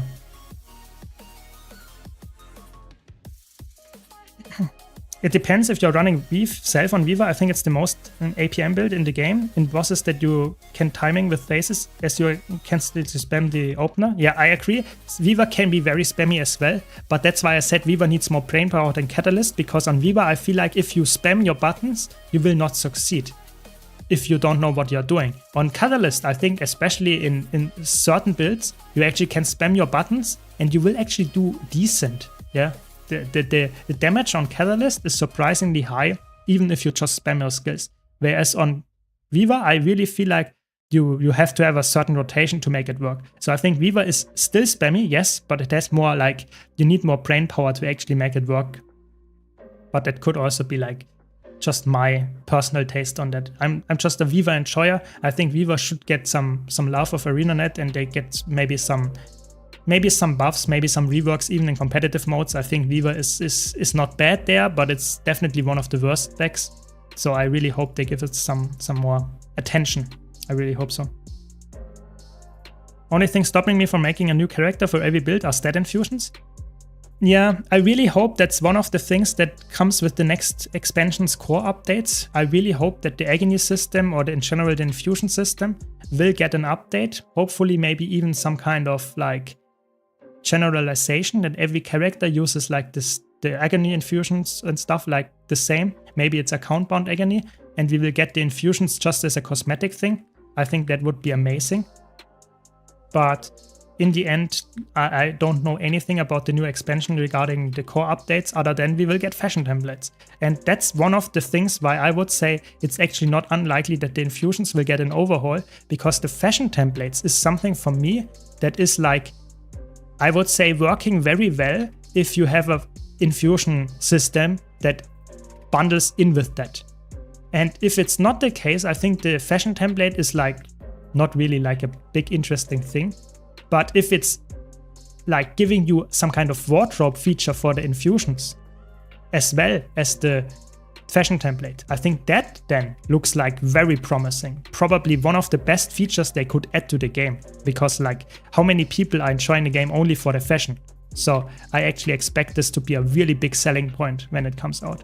And it will probably be also monetized as well. I don't see that happening, that it's like you get fashion templates for free. I think you will get one or so and you have to purchase the rest from the gem store. Maybe you can even earn them in-game, but in either way, I think it's like a cool system. And I'm happy we get that, hopefully with the infusions as well. I wish they made the cost of legendaries more backloaded. It really want to do all the quests. Yeah, that is true. That would be nice, but it's sadly not always the case. But there are not that many quests anyway. Yeah. I bet fire only Tempest doing more DPS than a piano button spam weaver? Yeah, pretty much roaming spirit. Yeah, exactly. Agony resistance should be account wide, I agree. Welcome, Luca. You are my class wisdom and I have a question. Is your mother tongue German? Yes, that is correct. Sorry if you hear the bad pronunciation. I try my best. And if you don't understand something, please let me know. I will try to repeat it more clearly. Biggest infusion quality of life would be allowing them to preview to see how they would look like with your gear. Yeah, and I think that would be possible if it would be a feature that gives you, for example, some kind of skin. So if I want to reskin, for example, go on the wardrobe feature, I want to reskin my Winter's Presence, I can see all my skins here. So I would have, like, my thing would be we get a slot here that is exactly like that, but using infusions. Maybe like 5 infusions that you can equip at the same time. You have to account bind them. And as soon as you do that, you can use them on every character once. And if you bind multiple, you can use them multiple times. And then you could easily preview them as well, because they would have some kind of wardrobe system behind them where you can see, okay, this looks like this if I equip it. And maybe even if I equip 5 of them, I can also preview 5 of them, because the effect goes like more crazy. Stuff like that would be, like, in my opinion, very, very worthwhile. And a lot of people would probably like go crazy on the infusion selling and buying. So that would be a big plus for sure. Yeah, I think it will be per character, the fashion template, and it will also be probably somewhat heavily monetized. But I think that we get them is already a plus.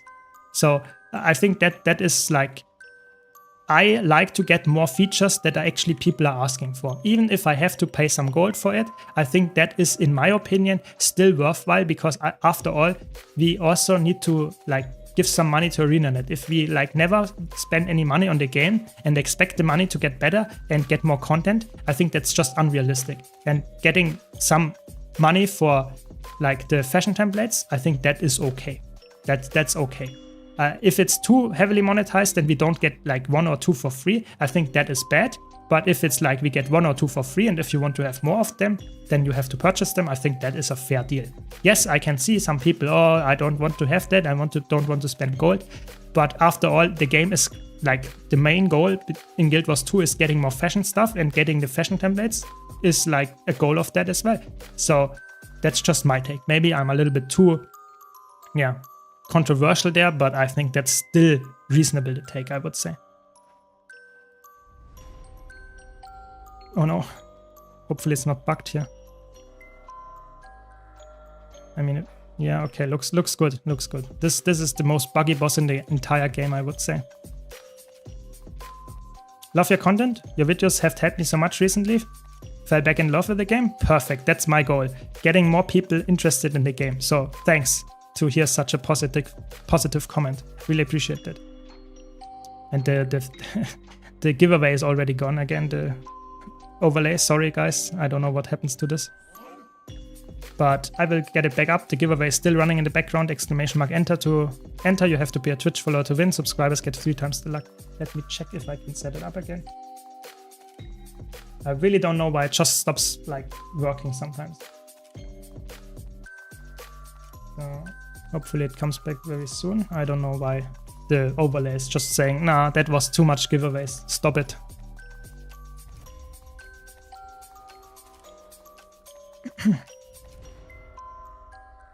No, I did not do any 10k blackline chest again. I was like yesterday or something, I got ArenaNet partner, and that means that I now am like officially partnered with them, and therefore I wanted to do some celebration, Sky. That's the idea here. I only play PvE and I want specs with value and fractals later. I think Reaper is a good one, but I think Chronomancer is just the king. I mean, if you want to play it like the absolute best class for PvE right now, I think Chronomancer is insane. Yeah. Yeah, I actually don't know about it, to be honest. My god, guys, can you not wait for the ready check? What are those guys doing? That's like one of the most annoying things in PvE is for me if people are just not like doing the ready check. Why can't they just wait a second until I'm ready? It's like insane. They have no time to set it up correctly. Sad. I mean, I noticed it in time, but still. One of the worst things in PvE if people are just not like respecting the ready check. Horrible. But okay. We managed it.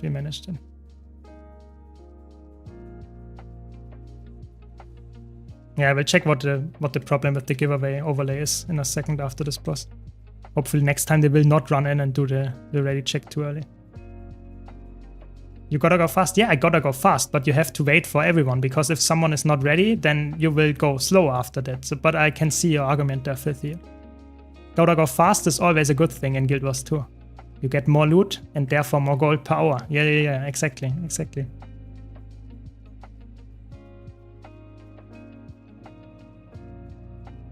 Yeah, I mean, that's like the first time in the last 3 days or something that I got a group for Bone Skinner where no one died until this point. That's actually insane. I think the last few days it was like there was so many new players or so many players that actually don't know how to play Bone Skinner. I was so surprised. There we go. Is your guild looking for new members? Yes, you can just write me in-game your account name, or you can just write me on Discord. We have multiple, like, we always look for more people, yes. So which chrono build? The chrono build that I like to run all the time is like the heal chronomancer. I will play that later as well in Fractals. This is like my main build. I have a guide about it in my YouTube channel. I think this is so strong. It's so good at carrying. If you like to play support, it's really, really good. But you can also play an offensive support. You can play a full DPS chronomancer. I think chronomancer in general is a spec right now that is so good that you can easily play it in all PvE content. It's really, really good. Maybe a good about it. Would a video help that people tells you how to set up a new character to get all the portal tomes and the pages? Maybe. I'm not so sure, because getting the portal tomes and stuff is, I would say, really nice. But what I can say how to set up a new character for me is like create a new character and use the shared inventory slot.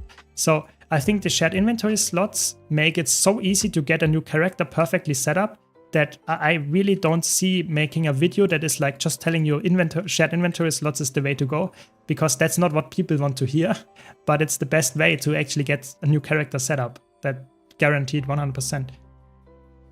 So I'm not sure, maybe I have some more ideas how to make a good video about that, but for now I'm not like seeing it. Yeah. Thanks, Mindbow. Thanks a lot for the tier 1, really appreciate it. You have now a higher chance of winning the giveaway. Let's check. I wanted to check the giveaway. Give me a second. Why it's not working?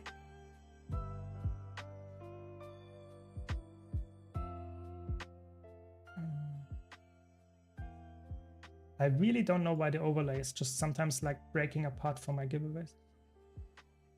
There it's back. Okay. I mean, sorry that I always have to switch my scenes, but apparently that's what I need to do to actually guarantee you see the giveaway overlay. So if you haven't entered already, subscribers get 3 times the luck. You have to be a Twitch follower to win. ! Enter. 50 gold giveaway. We will draw the winner, I would say, in 10 minutes or so. Chrono is one of the strongest supports in PvE in World vs. World at the moment. Chrono is also really good. Boon DPS, Virtuoso Power is a solid build as well. Yeah, I think Mesmer in general, if you are looking for a class that is really good in all game modes, I think Mesmer is like on top of the list. It's so good that I oftentimes feel myself like using it in every single content that I play. And I play all the game modes. So it's actually crazy. It's really good, and I have to be honest, I'm very surprised that Chronomancer didn't get nerfed yet. It's so good. Yeah, it's really good. I'm really happy that I got the partnership because I was working quite hard, and I'm really nice that it get acknowledged. So that's really good. That's why we're doing the giveaway as a celebration today.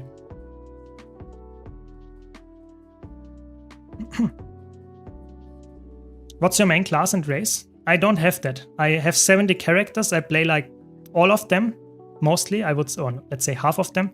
The other half is storage characters. So I don't have a main character. I play like every single class, most builds as well, and every single elite spec. So I play them all the time, switching around, just having fun. You know, I play the game since almost launch, and to keep this game like interesting to me, I play all the builds and all the classes. If I would just choose one class and play it only, then I would quit the game quite soon, I would say, because it's just boring.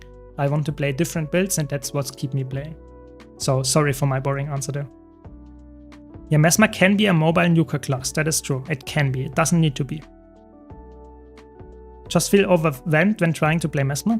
Yeah, I mean, Mesmer is not the easiest class to play or get into, I would say, but I think it's very worth it. It's very worth it. So if you like the look of it, just give it a try and stick to it, be patient, and you will actually learn it. That is true.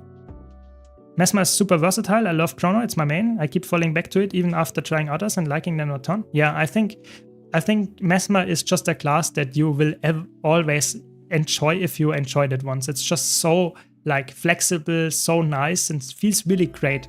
And what is also the selling point to me is that it's a very unique fantasy. I think not a lot of like games have something that is similar to Mesmer in terms of design, and that's something that keeps me interested in it for sure.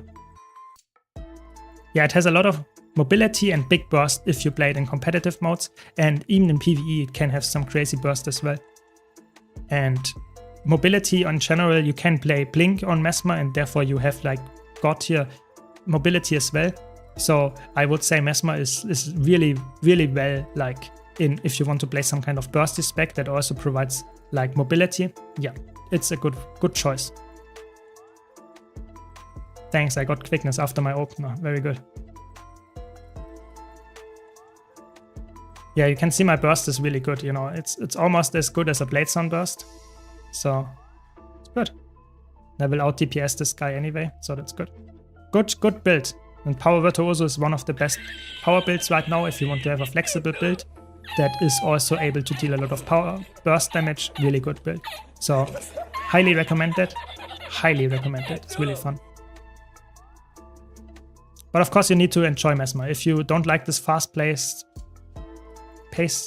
gameplay, then it's maybe not for you. I think it has more button presses than a lot of other builds, so it does not like play itself that much is for sure. And you're also like, you have a lot of defenses in the kit, but you might not have the craziest amount of sustain if you don't have a healer. Liking the look of something is why I'm sticking with Guardian Elementalist, so happy about recent Tempest changes. Yeah, I think that the changes are like insane. Tempest got like so much like crazy buffed with this last balance patch. It's insane, and I actually enjoyed Tempest before, and now I enjoy it even more. It's really, really good. It's a really fun concept, so I'm with you there, 100%. I really enjoy the support chrono. My issue is I find is keeping up alacrity when no target. Yeah, I mean that's always a big problem. Yeah, keeping up the damage or the alacrity on a power-based chronomancer or even on a support chronomancer with boon duration can be a little bit challenging if you don't have a target. Yes, that's a fact. That's one of the only weaknesses that chronomancer has, but especially like in fractals or strike missions, this is not really an issue most of the time, because either the fight is over before you run out of boons, or the phases are just unimportant, and as soon as the boss comes back, you can boon up again. So in general, I think this is a negative, yes, but it's so like unimportant for most cases that it should not like keep you from being a very good supporter.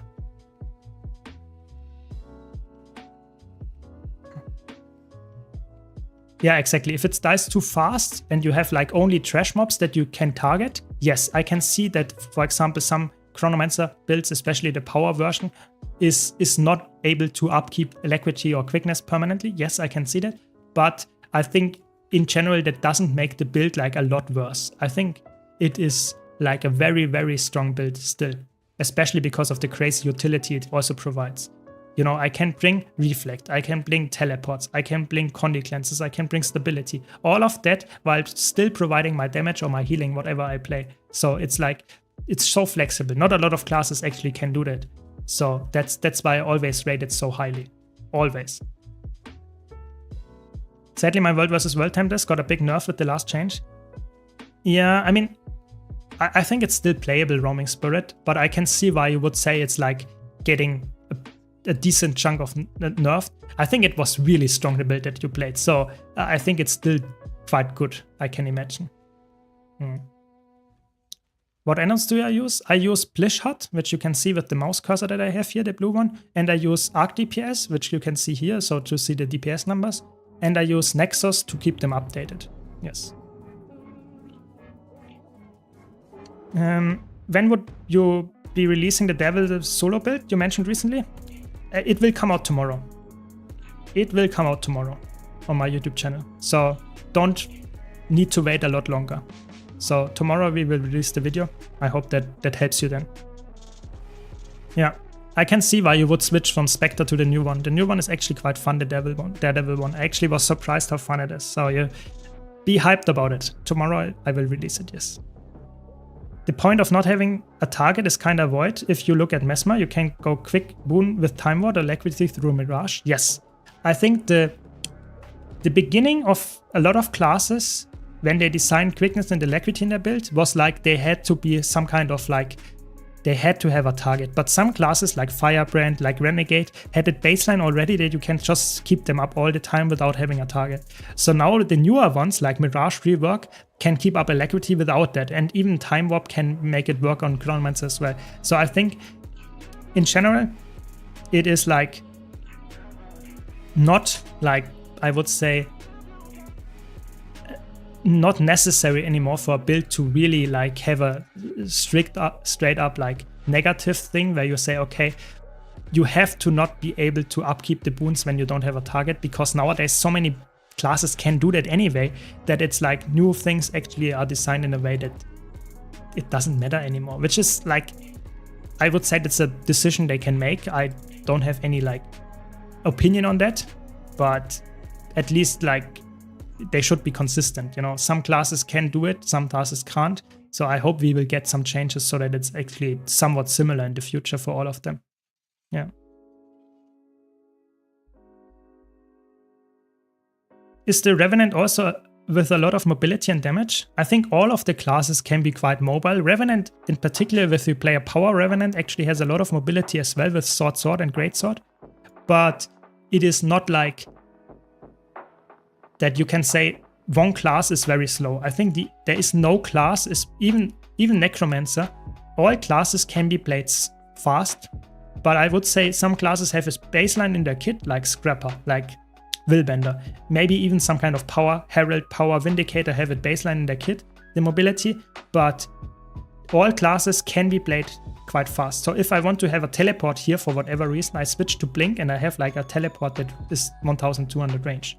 So I think it highly depends on what kind of mobility you need and if you really need it all the time, or if you can switch it just for one fight. So I think choosing a class by the look and by how you think it is played and is fun is way more important than saying, oh, I want to play the most mobile class, because I think all classes will be like very mobile if you play it correctly.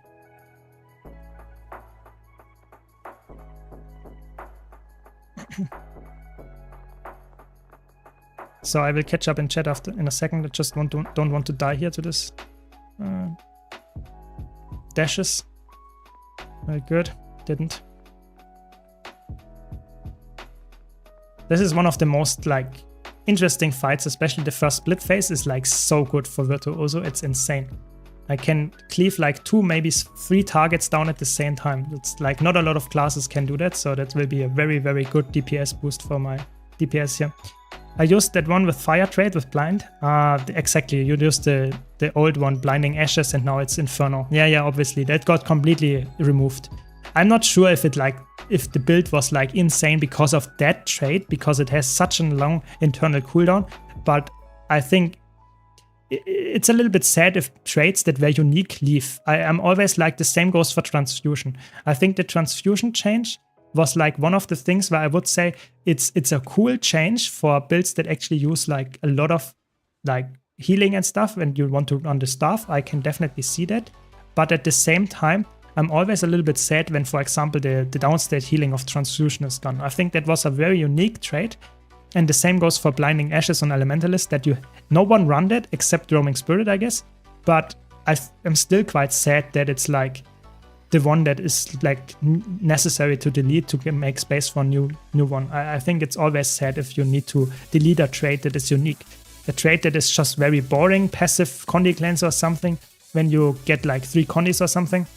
Why not remove something like that and make other traits that are just not as like interesting and remove those and make new traits only go to those spots. But that's obviously just like, that's just my idea here. Maybe the balance devs in ArenaNet have more idea when to use which traits and when to remove them and not. But I personally think removing unique traits is not always very interesting. I want to have more interesting traits than just having one slot that is interesting and they remove that one if I get a new one. Yeah.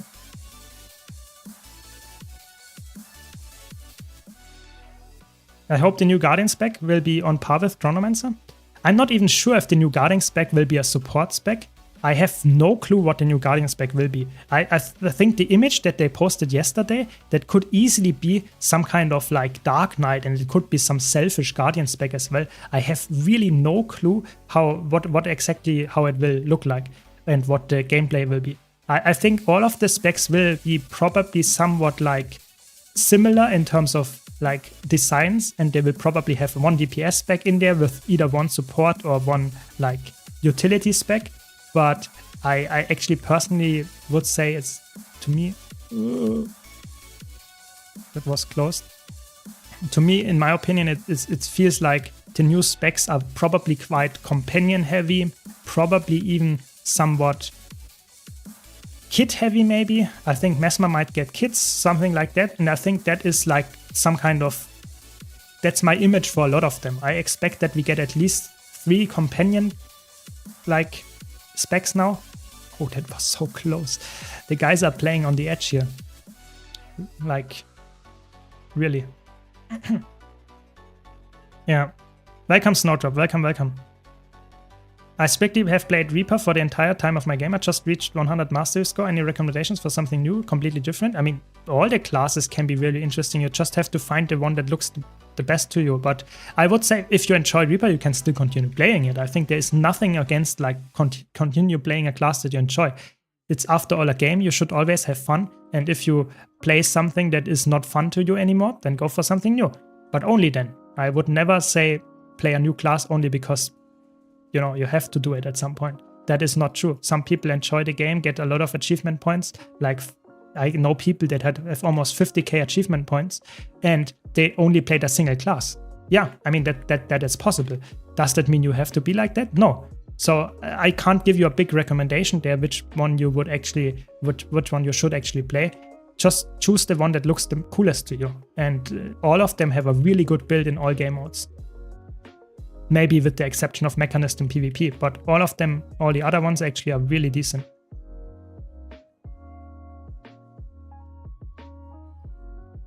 Do we get one shot here by the sniper? Maybe, we will see. No, the sniper's back, very good. I hate how they did this to Brutalize Revenant. I used it. Yeah, I think the Brutalize Chase, I'm not happy with that one. I think that was such a cool, unique trait, and they removed that or made it a little bit just less interesting. I think it was hard to balance because if it's like used, it is really, really good. And I think that is always bad if you have a trait that does its job so good, so well, that at some point you don't know how to nerf it anymore without destroying its like entire design. So I see why they did it. But I'm totally with you. I think it's not very fun to remove traits that are very unique, because that is just like sad if you just get a damage buff that just, you know, that doesn't feel that good. The same goes for Power Block on Mesmer.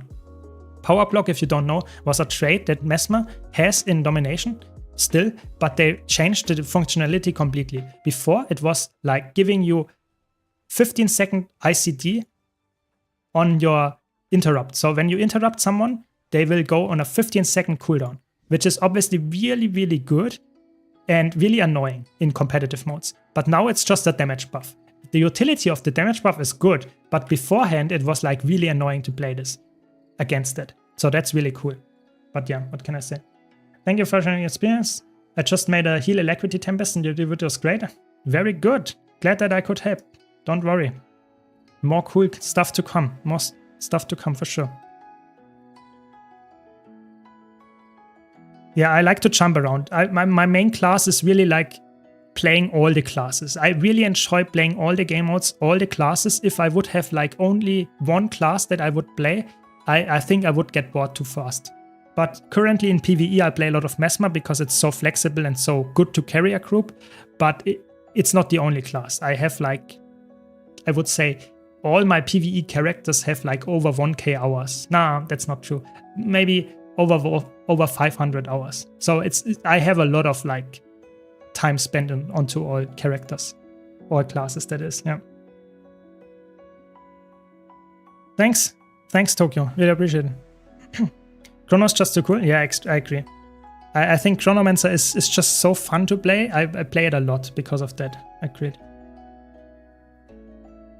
I'm not sure what you mean, Super Merkel, with the ANET ID. So I'm not completely sure what you mean with that. Yeah, exactly. It will be 4 classes coming with the new elite specs. It's actually not only 3. So Mesmer has Chronomancer, Mirage and Virtuoso. No, we will actually get 1 more, the Bard or the Minstrel. And that goes for all classes. So we have now 4, as Filthy points out. And that's really cool as well, for sure. Yeah. Yeah. To add you, I'm not sure. I mean, probably you mean the account name. That's my account name here. So after this, we will draw the next giveaway winner. So be sure to enter, !enter in the Twitch chat. You have to be a Twitch follower to win. Subscribers get 3 times the luck. And 50 gold are on the line. Good luck to all of you. We will draw the winner in like, I don't know how long we take for this boss fight. Hopefully not that long, but we will see. You never know. I really expect my group to have enough CC. I don't take any extra CC, I just want to get more damage out. Really DPS guy, I guess. Yeah, thanks, Time. Really appreciate it. So, let's go on. Where's my Alacrity? There it is. Very good. Thanks, Rhea and Lord. Really appreciate the subs. Really nice. Thanks a lot. You have now a higher chance of winning. And of course, you don't get any ads on my channel, so that's obviously always a big plus, because ads are annoying after all. So, like I said, we'll draw the giveaway winner, and the chances are not that bad right now. You have still quite a high chance of winning, so don't worry.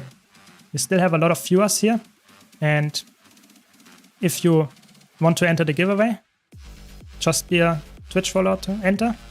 And subscribers get 3 times the luck. And don't forget, you currently also have the chance of, or not the chance, you get guaranteed Twitch shops by watching my stream. So don't miss out on that. You have like a few more days. So really, really nice chance to get some passive loot just by watching my stream. And if the bot says failed to enter, that means, or you didn't get any answer to !enter, that just means that you are already in. And the bot is like, has too much people to answer. That just happens. Okay. Well, I'm racing the blade zone here. Okay. Let's concentrate a bit here. Don't want to be the second best DPS only, you know, that would be a shame in a puck group. But Blade Zone has a way higher benchmark, so I actually should not beat a Blade Zone. You know, my build has a 43k benchmark, and the Blade Zone build has I think a 47, 48k benchmark, so there should be a 4k difference. I guess that's good. I guess some builds are now allowed to reach 50k DPS, like the Condition Mirage build. Yes, you heard that right, 50k DPS apparently is now okay to have in the game as a DPS build. So my build is like almost 10k behind that. That's a little bit sad. Nice, we have a hype train, very good. Hype, exactly, that's what we want, you know. Expansion hype, partner hype, everything hype. Very good. Thanks, Knuckle, for the prime, really appreciate it. Thanks for your support.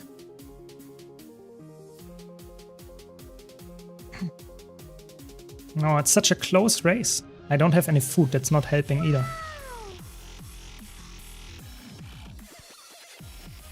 That's not helping. But it's okay, you know. Sometimes you just accept that you will not win the race. Because I don't put my food now because I know I will be the healing person in the next thing I will do. So it would just be a waste of perfectly fine food, you know. Thanks, Summer. Really appreciate the Prime. Really nice. You also will have a higher chance of winning, so that's good, I guess. So we will see. Don't worry, we will do more giveaways as well. So after this one, I have more prepared. Don't worry, don't worry. And like I said, you can also check out my YouTube channel. I have some giveaway going on there for 2 times 500 gold as well, because I'm just in such a celebratory mood with my ANET partnership being accepted. So what can I say? Just good times to like be a Guild Wars 2 player, I guess.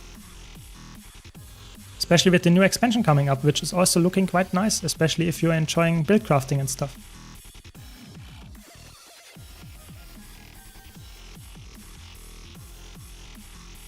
They could have given Brutalize a 2-second ICD.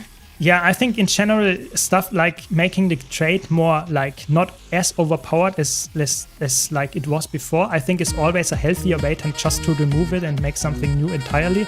But at this point, I think they were just like saying, okay, we can't balance this trade to make it absolutely like balanced. So we will just remove it. I think that is the sad truth. Sometimes the balanced team accepts defeat, I would say. And I think that's okay, but it's not the best choice. So I can definitely see your solution being a very good one as well. And it was really sad because it was a trait that was only used in World vs. World, I would say. No one used it in PvE ever. And I think that's really sad if you have a trait that is like only quite niche already to start with. And then you only like don't know how to fix it, and that means that you have to remove it. I think that feels very sad. But yeah, I mean, that's after all the balance team. You know, there will always be balance decisions that they make that some people are sad about. You can't please everyone, and I think at this point they have to accept that. Yeah. Thanks for the bits. Really appreciate it. Thanks for the cheer. Really nice. Thanks, Time. Hope you enjoy my stream. Thanks for the support. There we go, we did it. Good job. So, last minute until we draw the giveaway winner. And that's it. It's last chance for you to enter. So, give me a second.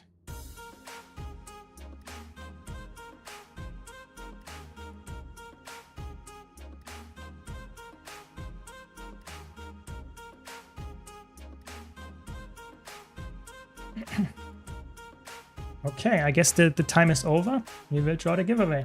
Don't worry if you're not like getting it this time. Don't worry, we will do more in the future. So let's see.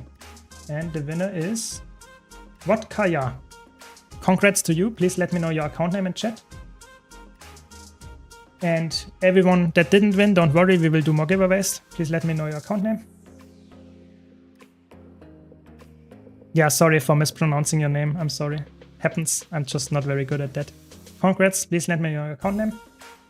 There we go. Good job. Very fast with the account names today. I like it. I like it. So, congrats. Congrats. And let me open the next one. Give me a second. And hopefully this time the giveaway overlay is not leaving me.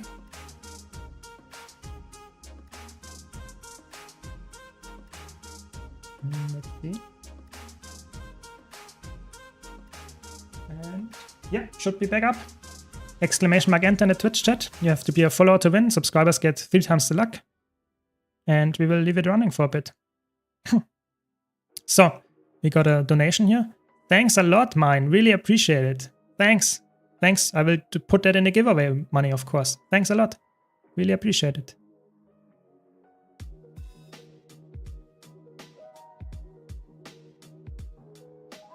So, let's catch up on chat a bit, I guess. So, in general, I would say the takeaway that I wanted to mention earlier is it worth it for people, because some people ask that, to get the deluxe edition? So that's something that we actually like, what can I say? Is it worth it for you to get the deluxe edition? And I think that's something that I want to answer now. Give me a second to set it up.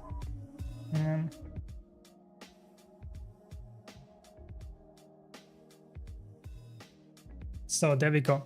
So the deluxe edition. So comparing the pre-ordering of the deluxe edition. If you purchase it, it's now in euro, but it's similar in dollar. So if you ask that, the standard edition is 25 euro or dollar. And it gives you the expansion, of course. It gives you a shared inventory slot and a max level boost, so level 80 boost. And the deluxe edition and the ultimate edition just give you, I would say, mostly skins and a character slot. This character slot is, for me, as someone that actually likes to have more character slots, actually very valuable. Not only the 600 gems, but this character slot can increase your character slot level over the cap. So the cap is, I think, 68 or 69. And if you purchase the pre-order, even if you have already the cap, you will get an additional slot. So this is actually quite valuable for whatever reason. If you want to have as many characters as I do, this can be very worthwhile. The skin is like, of course, it's nice. You can check it out. I have it in the game. But is it like, do you want to have it? Maybe it's personal taste. And then the fairy dust gathering tool is obviously an infinite gathering tool. So it can be very worthwhile for some people. If you gather a lot, the glyphs on there we can also check in game, but it's just for the skin most of the time.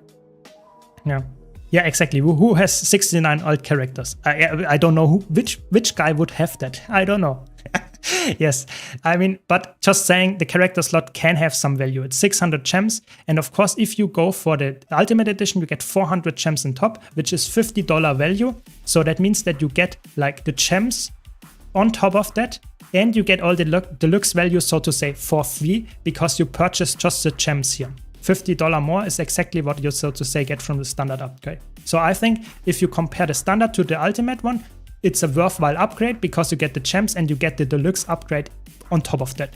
But is it worth for you to get the deluxe version? Depends. If you like the skin, if you like the identity repair package, which is like actually 1k gems. So it's actually not too bad, but you have to think about it, because it gives you the total makeover kit, which a lot of people have like lying around a lot because you can get them passively. And the name change contract. The name change contract alone is 800 gems. So I think that is actually quite worth it if you want to use that in the future. So I think it's definitely worth it to go for the deluxe edition if you can make use out of the character slot and the identity repairs thing, or going for the fairy thing for the gathering tools and the character slot. So I think if you can say, yes, I want to have those, like for 2 out of those 3 things, then you get the skin on top of it. That's nice. And if you want to spend some money in the future anyway, then getting the ultimate edition is the perfect way to do it. But I would say for most people, I think if you don't need the new character slot, then I think the standard edition is like providing you enough value personally. And of course, if you want to support my stream, check out my referral link for no additional cost to you, and you can purchase it there. But I can definitely see why some people would say, I want to wait with pre-ordering, and those additions here are not worth it for me. I want to wait until the expansion comes out, or maybe until we see all elite specs before I purchase it. I can definitely see that. Just saying, this is like what we can have right now. And because of that, let's check out the in-game rewards. I wanted to showcase the stuff that we get. Yeah, I think they could easily make it 5k gems instead of 4k. I agree that they could. It gives you some additional there for sure. So the shared inventory slot you will get with level 80 boost. So you will get the shared inventory slot on top of that. Yes, that is correct. You will get it all the time. So for me, the funny thing is I had already one level 80 boost lying around. So it's stacked with the second one, and I got the shared inventory slot. So for me, I actually get a free inventory slot. But for you, if you have only one slot that you will get that with the level 80 boost. So this, you have to use the level 80 boost to get access to the slot, because the level 80 boost is not movable. It says no, it can't be moved. So yes, there's that, I guess. What is the new expansion? Will be on a discount? When that will be, I mean, we don't know. It will definitely take like at least 9 months, I would say, until it's like from now, starting now, to get it on sale, I would say. Yeah. Yeah, exactly. If you sum up, reckon, like you did everything with the gem value, it's definitely worth going for. But you need to have, in my opinion, at least value out of 2 of those 3 gem store items. Only then it's worthwhile. If you don't have the value from those, it's not worth it. It's not. So let's check it out. So we have here the skins for the mining tool, the logging tool, and the harvesting tool, and of course the skimmer. Let's check those out. Maybe we go somewhere where there's a little bit like less people around. Which low intensity DPS do you recommend for new players with good damage?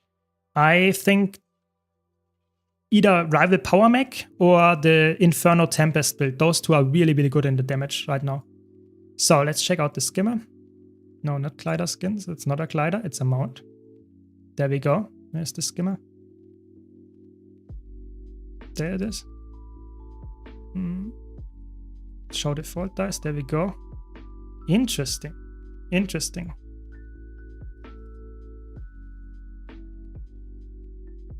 Wait, I have to get my dice correctly set up.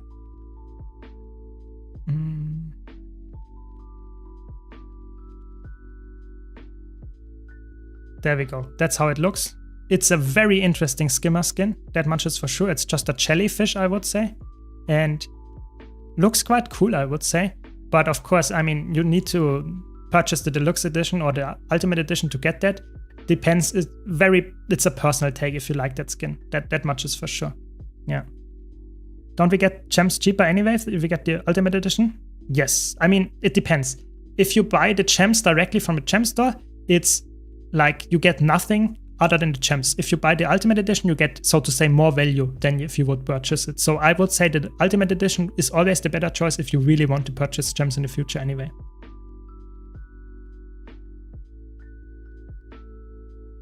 Yeah, I mean, it depends who you asked. I think it's always personal taste what edition you should purchase. I think, to be honest, the standard gives you a lot of value already. With the shared inventory slot, that's always a good thing, I would say. You also get the gathering tools. I just wanted to show off the skins first. So let's show off the gathering tools. So this is just some kind of fly, or what is it, fairy that gathers this stuff, and that's for the same for all of them. So they don't have any Glyphs baseline, but you get the Glyph selection container, which is really good because in there are all the glyphs as far as I know. For example, the Glyph of Volatility as well as the Glyph of Reaping, and you get 3 of those, and that's the big thing. So not the endless gathering tool, I would say, but you also get those glyphs because those glyphs are actually really expensive. You can't sell those as far as I know, but this is like 440 gold. The Reaping one is 300 gold. So you get those 3 pieces for each of those gathering tools for free, which you can use on other gathering tools as well. So if you don't like the skin, this is actually quite high value, I would say. But like I said, you need to actually make use out of those. If you have already infinite gathering tools, or if you have already the glyphs selected, all of them, then it might not be the most valuable one. That much is for sure. But it's just saying it might be worthwhile to get for you. Yeah. And then you also get the infinite, or the identity repair kit, which is like giving you a total makeover kit and a name change contract. So the total makeover kit lets you completely reskin your character, also lets you change the race, the gender. So you can go from male to female or from female to male and completely change the look. And the name change contract just lets you change your name, obviously. So together, this is obviously really worthwhile if you don't want to create a new character. But I would say a new character is typically the way to go because it's way cheaper and provides you with more value in the future as well. But if you want to stick to one character with the world completion and stuff, I can get that. Those would be completely changing your identity. Let's take a look at the other thing that we got. The weapon skin choice and some head skin. So let's check it out. The head skin looks like some kind of pirate Commodore's head. Okay, interesting, but doesn't fit to my choice. But I guess a new skin that you can only get from the pre-purchase. So it is a very limited skin. So you can only get until October 28th. That's good.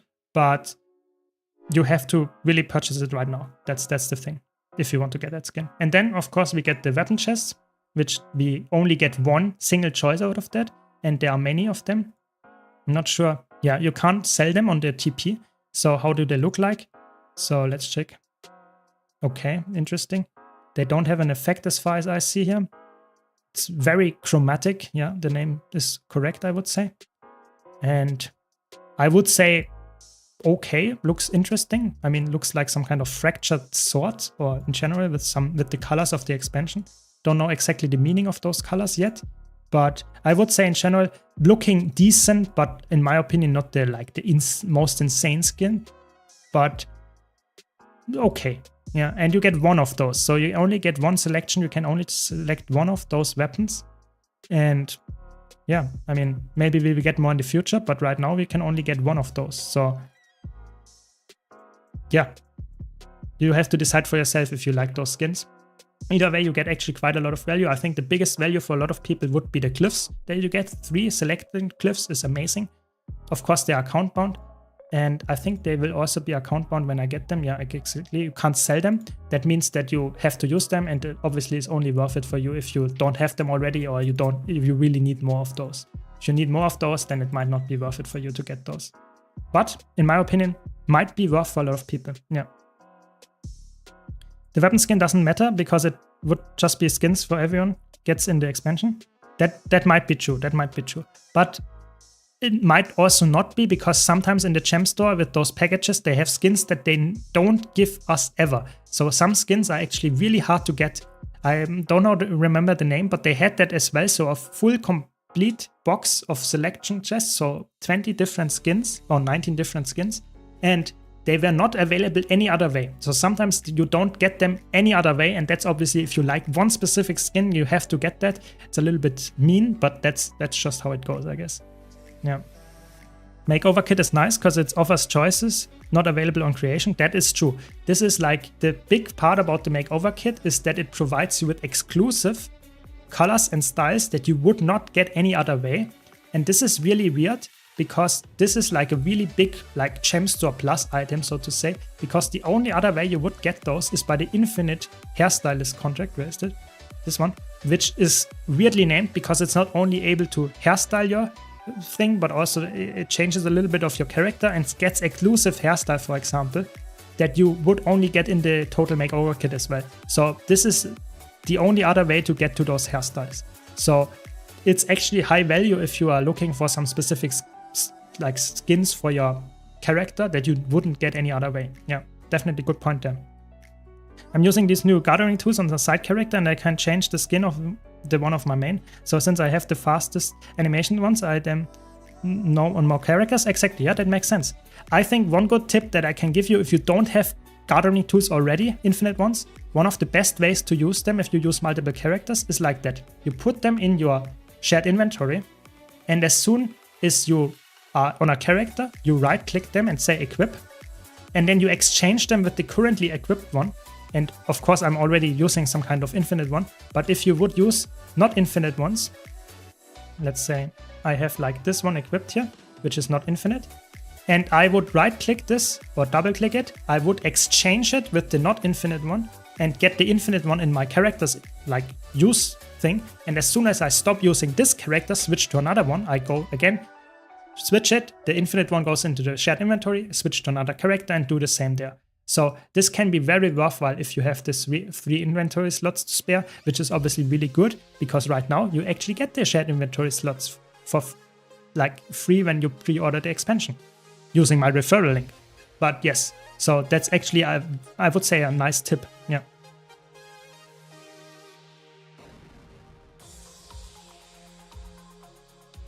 Yeah, I agree. I think the skins will probably be available. I agree. I think that would be really bad practice if those skins would be like only getting like this, because then it would be for me as a skin collector really hard to get all of them. So I agree, it will probably not be the case. But right now I would say it's not confirmed if we get those skins.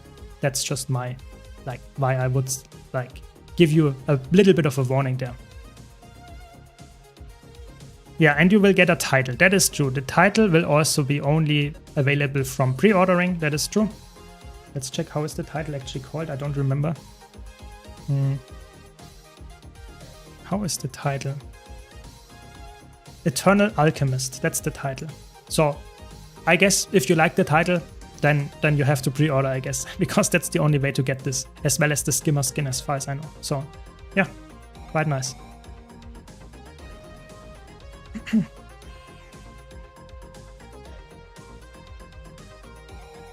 Would love to know what the new elite specs will be like and if it will change my main. Can't use anything on a char because I don't know if it will be a waste for now.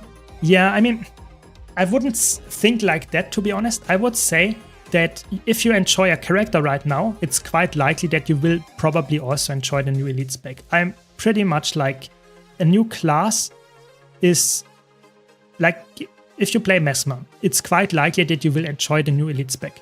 But I can see why you're a little bit hesitant to invest a lot of time because maybe some other elite spec might be more interesting to you. That will be true. But I have big hopes that we will get next week, maybe even this week, some more information on the elite specs via live stream, via blog post. So I think you don't have to wait that much longer, especially because we will get the beta test at the end of August, which will give us, so to say, more ways to actually see if an elite spec is actually interesting to us and see if they are absolutely broken or how much they are actually overpowered. But in either way, I think that's a nice future that we can be hyped about, I would say. Welcome, Elias, welcome. I want to gear Tempest for healing and fractals. Do you think it's better to take the healing and tank stat set or healing and power stat set? It depends. If you go for full like CM fractal clears, I would go with Harrier because then sometimes you need some damage as well. If you go for only tier 4 fractals, then I would go, if you don't mind it, with Minstrel because it doesn't really matter too much on a Tempest for the damage part. But if you do, for example, 98 CM, no, 99 CM, the Silent Surf fractal, then you need some damage and then you can't go Minstrel. So if you go for challenge modes, I would recommend going Harrier. If you would go for T-Force only, Minstrel is completely fine. Yeah. I don't have a main. Play all characters. That's why I have 70. You know, that's the whole thing here. Is it possible now to make Chrono or Mirage build with which would be S tier in World vs. World solo roaming? I'm not sure if I would put any of those S tier. I think the roaming scene is actually, I would say A tier, yes. But S tier for Mirage or Chronomancer is, I would say, maybe Mirage, maybe. But I think it's actually quite competitive, the S tier. I really think it's quite hard and it's quite hard to fight actually against certain S tier builds as Chronomancer or Mirage. So I'm not sure if I would put them S tier, to be honest. Yeah, that's the sad truth, I would say. Yes, if you play on Steam or use the Epic Launcher, there is no referral link, sadly. So, sorry, El Jonathan, no referral link for that. Yeah. Yeah, exactly. Every user's the referral link extends my Chrono jail by 2 streams. Yeah, I mean, I guess I will also get on with it and go into Chrono jail and play some Heal Chronomancer and Fractals now. That's what we're gonna do. As a thief main, the gold coin throwing Indiana Jones guy in the trailer scared me. If that's the gambler spec, it looks bad. Yeah, I'm not I was actually surprised that it looks like this could be a spec because it looks really like, it looks like some kind of like, I hope maybe it comes some kind of headhunter or like, it looks very not gambler, you know. I was thinking of some kind of spec that uses cards and trickery and steals, and this one looks way more like some kind of Indiana Jones vibe. I'm not sure if that's like some kind of archaeologist. I mean, that doesn't really fit to thief. I'm not really sure what the gameplay would look like. Maybe that's really cool. Maybe it's just a character and they just like bait us there. Maybe it's just a character that we met there. I really don't know. But it could be the gambler, yeah. The link is in the description of the of my Twitch stream, so you can just scroll down. There should be the link there. Yeah.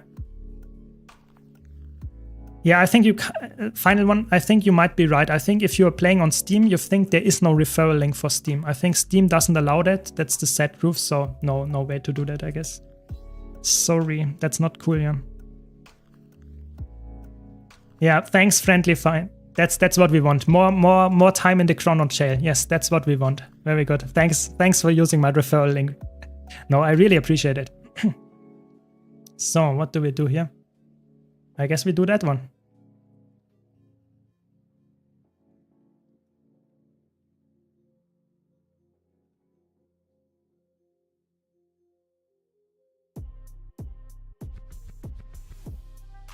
Then I will go quick heal, I guess.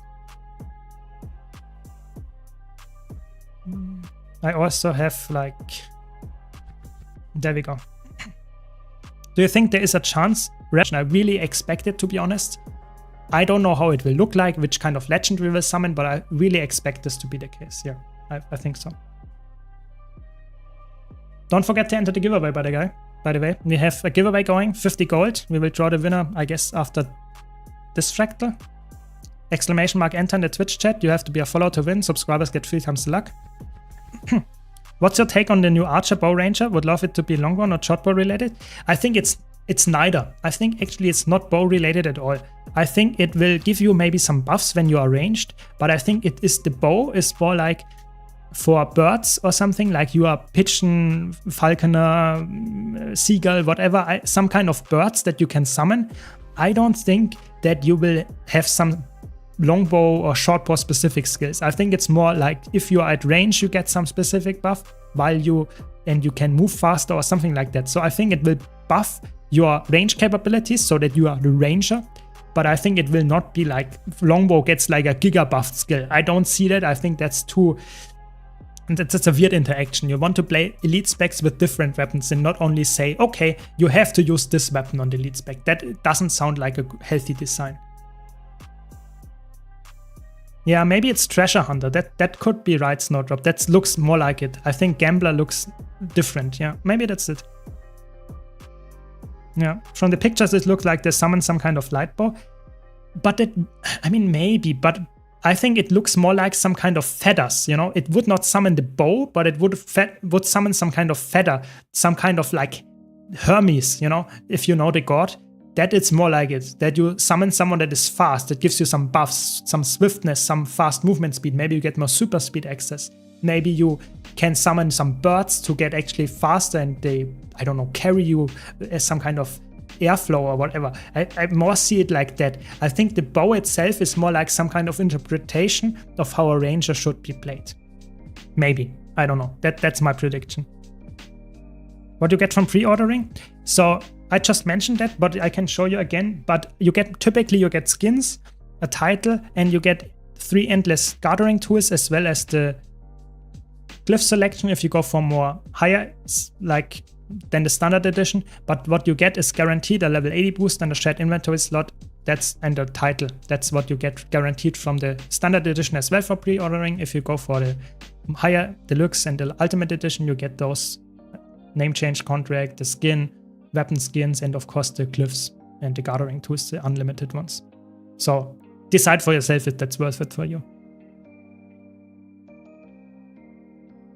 Yeah, I think actually I predict that the benchmarks after the expansion releases for all the PvE, DPS builds and all builds in general, I think they will be insane. I think they will be absolutely crazy how strong they will be, and they will get nerfed over time, but at the release I really see that this will be absolutely insane, and I really expect just in general how much we will get will be crazy, will be absolutely crazy. I did not see the pictures. I will check it out. Give me a second.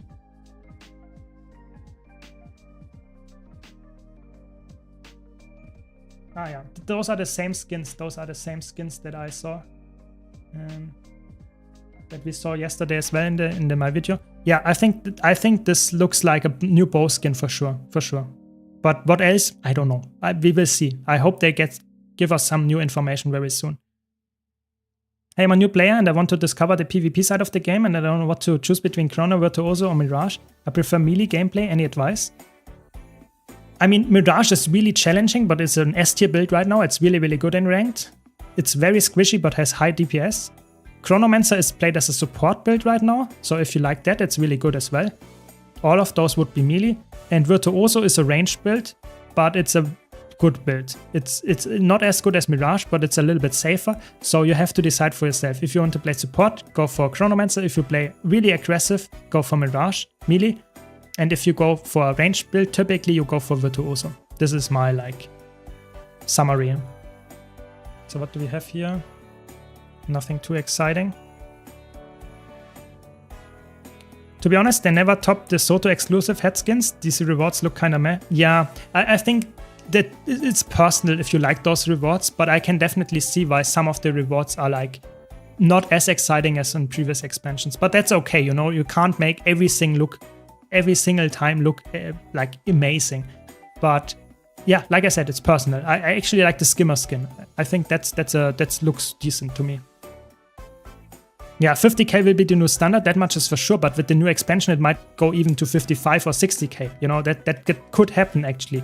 It's insane how high the damage numbers sometimes are. So I actually predict that the damage numbers will be really high after the next balance patch, or the next balance patch will be the expansion. So yeah, will be exciting times to be a DPS player then. Do you think we will power creep to 40k DPS for boon DPS and 50k for DPS specs? I actually think so, yeah. I think that's where they are going. I think they don't nerf enough to actually make it back down. So yeah, I don't see it, to be honest, that it will be anything else than that, maybe even higher. Yeah, it could be some kind of merging mechanic, but it could also be like some kind of summon mechanic that you like get some kind of pack that you can summon, like some kind of pet monster for Ranger, that you can summon some flock of birds, that you can summon, I don't know, some other pets that you can get, and it's like some kind of like Dominion monster fantasy for a Ranger. I could see that happening as well. I really don't know what the general idea and how it would be named, but I think I could really see that, you know, Pack Master or something like that. Why not? And I think a lot of people like to have pets when they play Ranger, so I guess that would be fitting. I'm good, Rodrigo. I'm good. Don't forget to enter the giveaway. Very good.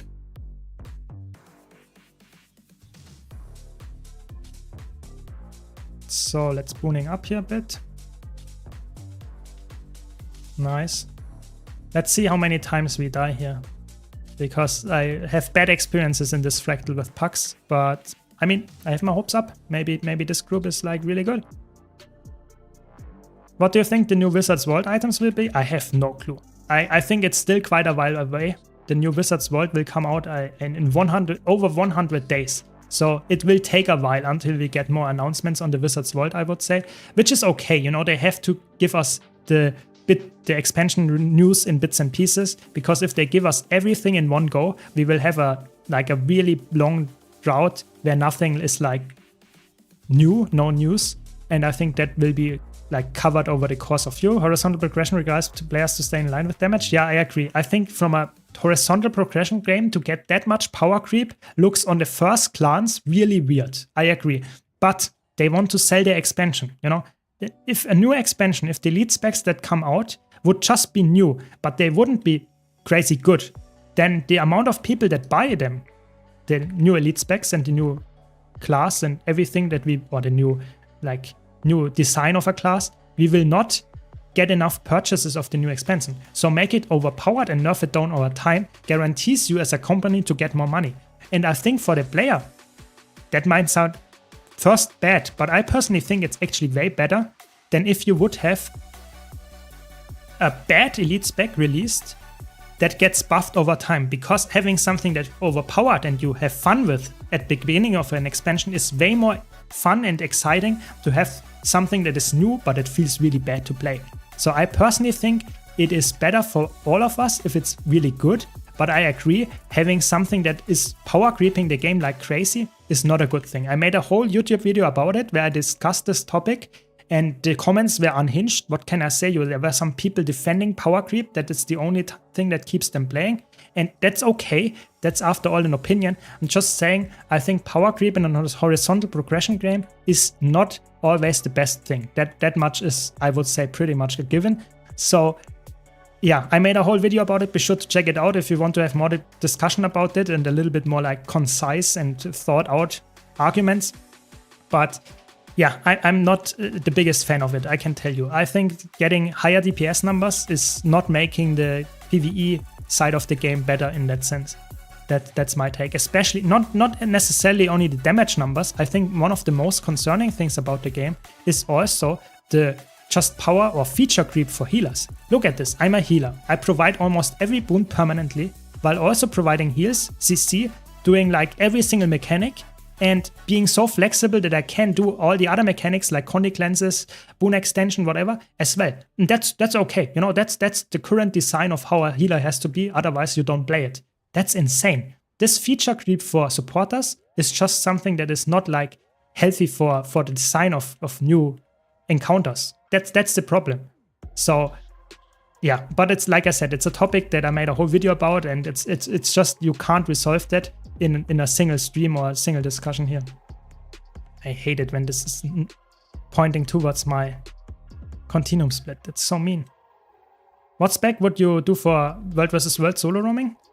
I think probably Celestial Harbinger or Harbinger in general is really good. Power Harbinger is really good as well. Maybe Catalyst, those two I would highly recommend, but there are others that you could easily play, and all of them are actually, or some of them are really good. Untamed is good. There are many ones that I would recommend. Yeah, exactly. The content becomes too easy over time, especially the old one. Look at Veil Guardian. This is now a choke of a raid boss. It's really easy to kill Veil Guardian nowadays because it's just so power crept by the damage numbers and the healing numbers. And that's not nice because in the beginning it was a really cool boss, and it's still a really cool boss, but it's just too power crept by the numbers. And that's not good. That's just not a healthy design, in my opinion. You want to make the old content not only in terms of rewards interesting, but also in terms of just general, what can I say? Interesting fights, and not make them completely like easy and completely like boring to fight. I think you should still conserve some of the challenge of a fight. At least that's my opinion, you know. Maybe someone disagrees with me here, and that's completely fine. But I think personally, making challenging fights in the beginning should also be somewhat challenging in a horizontal progression game when they are like 5 years later. Maybe not as challenging as others, but a little bit at least. I will kill this thing just to make sure that we don't get feared of it. I hate it. Did you see what happened there? Did you see what happened there? I pressed my kit, but my kit did not react because there's a time delay between the kit, and I pressed the 3 skill even though I wanted to use it instantly. I hate this bug. I really do. When the kit is not swapping out because I was faster than the ping of this attack, it's so bad. It's so bad. Yeah, I mean the new expansion, I think the area, the environment in the new expansion looks actually quite nice. I personally like the design of it. I can see why people say it looks a little bit like Sand-Wrapped Isles, maybe some kind of like desert Borderlands feel. I can see that, maybe even Siren's Reef fractal. Yeah, I can see that. But I personally think it's a nice look. It's definitely a very different environment than Lowland Shore or Soto. So I personally think that's good. We have different environments that we cover. And that's in my opinion all I ask for, getting new maps that all look a little bit different, give you new exciting content. I mean, I'm looking forward to the expansion on the environment, but of course I can see why you say, I don't like the tropical style. That's okay, that's okay. That's just how it goes. You can't please everyone with the styles. Yeah. So if you theorize, why didn't ANET ever buff old raid boss LP like VG? I agree, that could be an easy fix, but then you have people that cleared the raid boss before that are not able to clear it anymore because they might not have the damage numbers to actually clear it. Yes, that seems unrealistic, but there might be some people like that. And I think ArenaNet is really scared of like taking away something from people that already have it. And that's not really like, I can see both sides why this is like not always the best thing, but what can I say? I personally would agree. It's better to make it like that, but yeah, I mean, I guess ArenaNet doesn't, so that's just where we are at this point. They will not buff or nerf any like challenge of the bosses. I think that's the thing where we are. Yeah.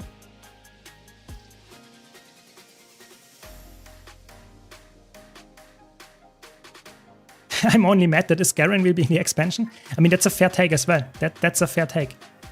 Does that mean it's a bad expansion? I don't know. I think it's just, I think at this point, I don't really like talk too much about story in Guild Wars 2 because I'm really not like a big story enjoyer. I play the game for the combat and for the interesting dynamics and stuff that we have and the new elite specs and the build crafting. But I can't tell you if the new story will be really crazy good and really fun. I have no clue if it's interesting. But I'm personally with you that it's, in my opinion, a little bit weird to sell 3 different expansions that have somewhat like of a continuation of the story with the wizards and stuff. I think it would be way more interesting if they would make the story and the characters like bound to one expansion, so that you get like the wizards being in Soto, and then you go to Chante Wilds and have completely different characters, or at least some of them, so that new players that only have the newest expansion will not be able to have any problems understanding which character is this now. Why do I not know them? Why does it look like we are friends? I think that is something that is a little bit concerning, but I can see why they do it like that, because I personally think it's a problem to make the game like with the resources that they have right now, interesting storylines. I personally think it's actually quite hard to come up with storylines like those that are actually interesting enough while still having the limited scope that they have. So I can definitely see why this is like the way they do it, but doesn't make it the only good way. That is my whole take there. Very good, we did get the CC. So I guess after this fractal we will draw the giveaway winner.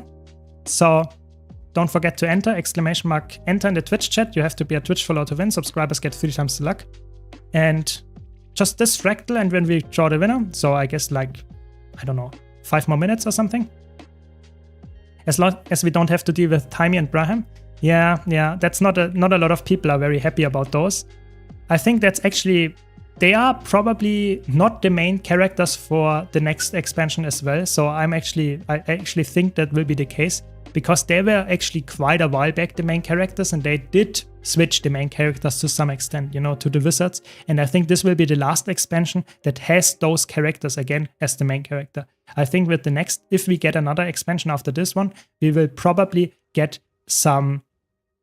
another team or characters that will be the main characters. I'm pretty sure that this is the last time we deal with the wizards. At least, oh my god.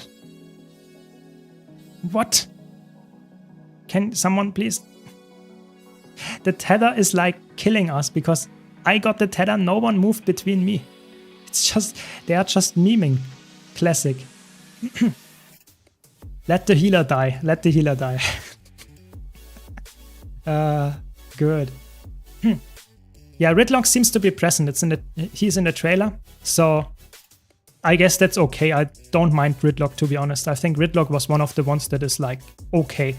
I guess Braham was more like the character a lot of people were not happy about, and Timey, of course. So I guess those will not be there, but they could, it's looking some kind of Inquest style. I think like Timey as an Asura, yeah, she could make a return. She could make a return, that much is for sure. What do you think most oil barons do to make that insane amount of gold they have? I mean, I don't know what you think, how much gold someone like a TP baron has.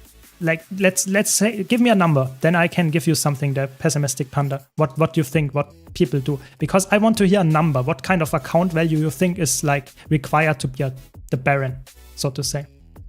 Let me know that, because then I can give you an answer there. Every core character is so awesome, I don't know why people don't like them. I think the problem with the core characters I see is that they are so old and people want to have some new characters. But I agree that the core characters seem way more interesting, have way more facets than the new characters, at least in my opinion. But that's just, I don't know. Like 100 to 150k? I mean, I would say if you have like an account value of 100k, you are a casual gamer in Guild Wars 2. In that sense that you played the game for like years, but you didn't play it insanely crazy in terms of gold making. So if you look at, for example, good example would be like Teapot. Teapot plays the game, or did play the game a lot, yeah? And he has a decent account value because he played the game a lot. But players that play the game a lot doesn't mean that they have a crazy good amount of account value, yeah? So I have an account value of 1 million. So am I a Baron because of that? Depends who you asked. I'm in the top 200, yes. But there might be players that obviously that are higher. So are those Barons and not me? Or is like someone with 100k already a Baron? Because then the answer is just play the game and play for a lot and you will get decent gold numbers. If you are like reaching over 1 million account value, you have probably done some kind of trading post shenanigans. Not in a negative way, just some spreadsheeting and stuff like that. So this is what you would expect from someone that has a lot of gold on their account. So, or just done some very efficient farming. But typically I would say it's more likely that you will have some kind of TP things going on. So some spreadsheeting, some buying, some processing, some flipping, whatever, something crazy doing, trading, legendary, stuff like that, where you can make a lot of money, but you have to invest a lot of time into research and doing the spreadsheeting and stuff. Only then you reach numbers like that. Yeah. Timey will be back. Yeah, that makes sense then. It's just a very nice, like, fitting thing for an Asura to be. Okay, so it's time for the giveaway.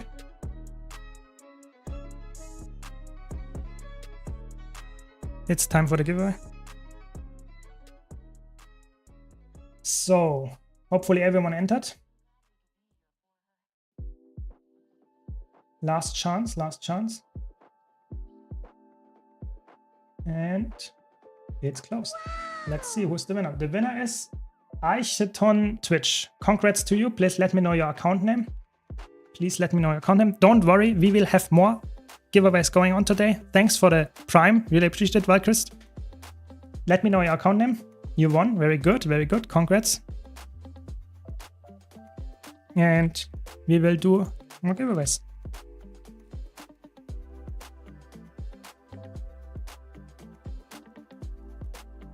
Rigged? Yeah, just put it in chat, your account name. Just put it in chat. I can send you the mail and you will get the money. Congrats, and don't worry, we will have more giveaways coming. There we go. You get the money. And let me open the next one. Give me a second.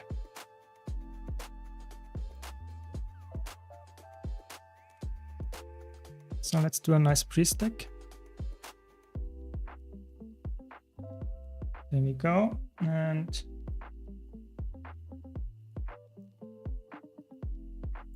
one second to open the next one.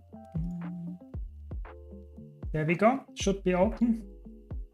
Exclamation mark enter in the Twitch chat. You have to be a follower to win. Subscribers get 3 times the luck. So let's do some pre-stacking going on here. Having some nice things going on.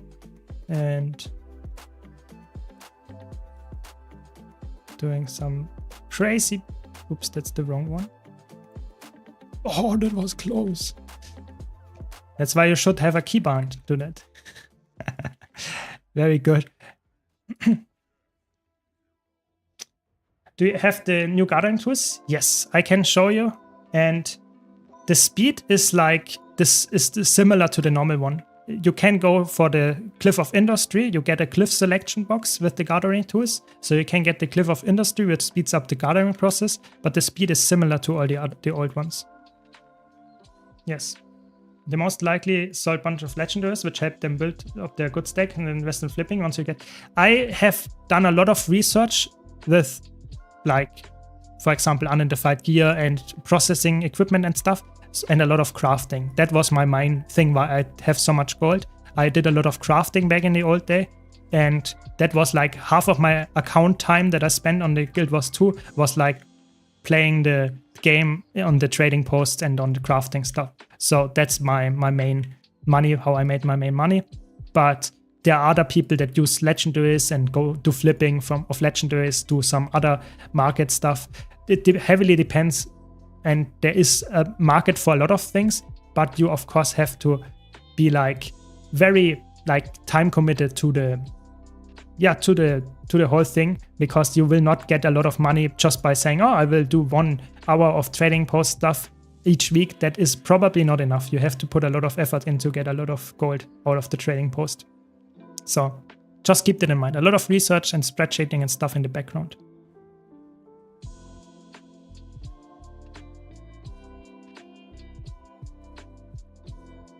Yeah, luck is not based on mods. That much is true. Mods don't get more luck. Sorry, Snowdrop. Sorry.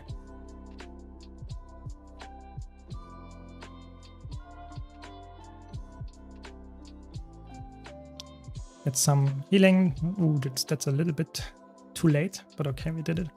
Very good. I used to do 2 legendaries per week. Now I mostly do salvaging and crafting thing. Yesterday I spent like 2 hours salvaging and made 160 gold. That's very AFK, but also very mundane. Yeah, I agree. I think if you just know what you're doing, you can actually get decent gold per hour. And if it's just a boring, repetitive concept, which I, for example, did do back in the old day, then you can just watch something on your second monitor or something, and you can actually make some decent gold per hour just by being semi-AFK. So that's nice, but of course that's not for everyone. So I think I would not recommend everyone to say, oh, TP is the only thing to make money, because some people want to play the game and have fun and just engage with the content and the combat. Then it's not the best way to do it, for sure.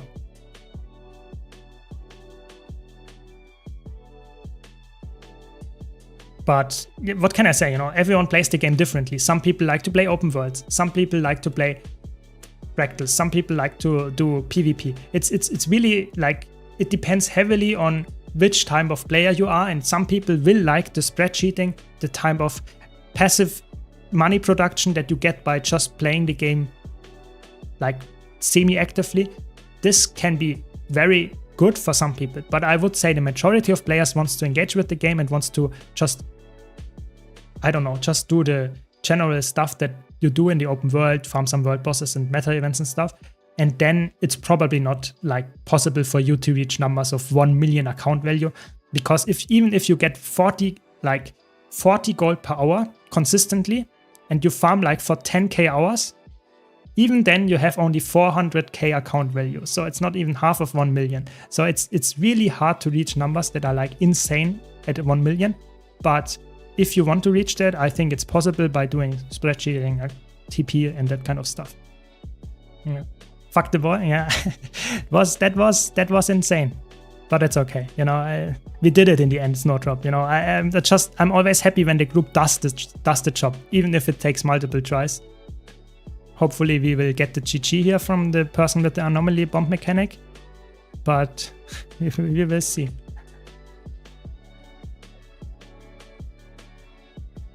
Didn't even check if we have some big reflect guys here, but I don't think so.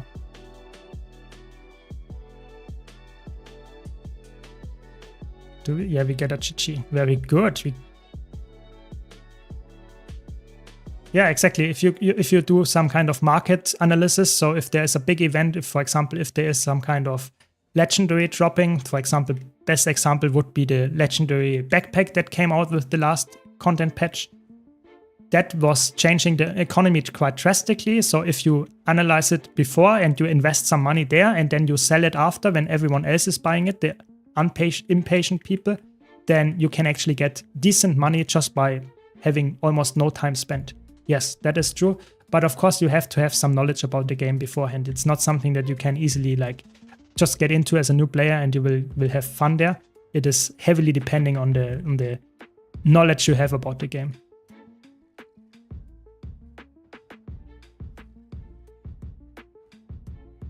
On the fast farming website, to find the cheapest research node recipe, do I look under currency conversion?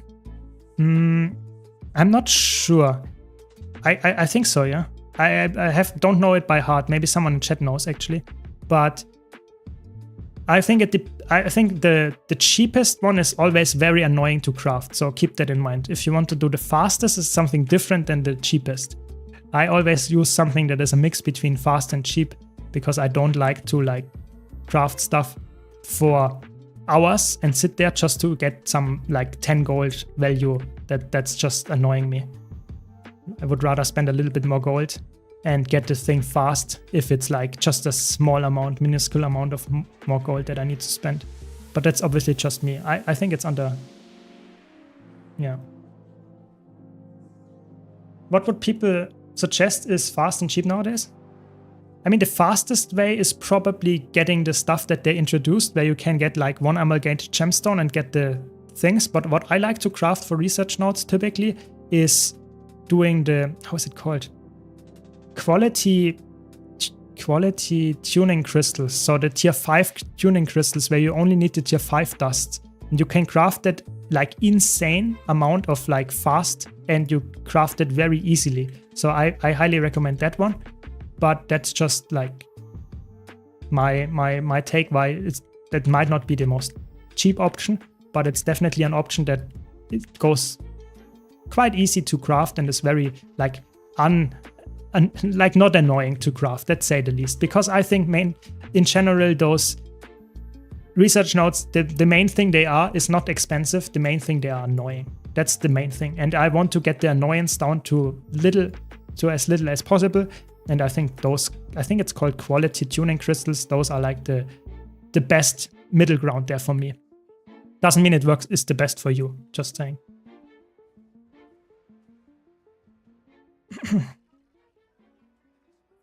Yeah, mithril can be worthwhile, but I would save up on mithril a bit if you have a lot of that lying around, because you might actually want to use the mithril when the Festival of the Four Winds is happening, because the Festival of the Four Winds is actually coming up very soon. And this one is like really fun to use all your tier 5 and all that muds that you have lying around, because those are actually, I would say, you can gamble there if you wanted to, and the gambling process is actually quite fun. So you can get a check infusion just by saving up some mithril if you really wanted to. But of course you have to be lucky. So I personally save up my stuff just for that and maybe do some kind of gambling stream. Never advise gambling though, just saying I do that just for the entertainment of you. But maybe that's worth considering for you. How did people know so fast what was Oryx's recipe? You could check it out because of the, what's it called, the collection was really straightforward with the Oryx recipe. So people could get it quite fast. And if you know how to read the Mystic Forge thing, so to say, it's actually one of the easier things to understand and to learn. And it's true, it was the wiki on the efficiency was not updated as fast, but if you like read the collection correctly, you could actually get a lot of information out of it. And of course, Mystic Forge, just looking at the Mystic Forge recipes that is possible with it. But I mean, I think it was more about what type of items we needed rather than the actual recipe, because the items typically is way more important if you manipulate a big item or want to buy it, not manipulate, but just buy a lot of those items. Sometimes it's way like more important to know what is actually in there and what you use. For example, that we use the draconic amalgamated gemstones, make the prices spike up of those. That's just how it goes, yeah.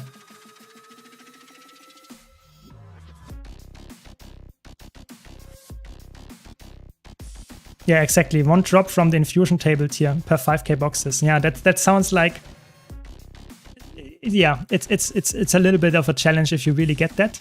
I personally never got anything out of those, and I spend a lot of boxes, but maybe you are lucky, maybe you get something. And the sad part is in this tier super rare category, there are some things that are really bad as well. Some things are really, really good and some things are not that good. So sometimes it's actually like you get a little bit sad if you, yeah, if you get something from a super rare tier and then it's not that good anyway.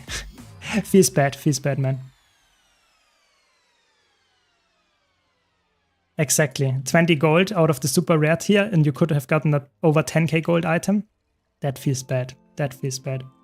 But I mean, that's just luck. And I don't get why they have that in the tier there. But yeah, I just... Let's go for the priest deck here.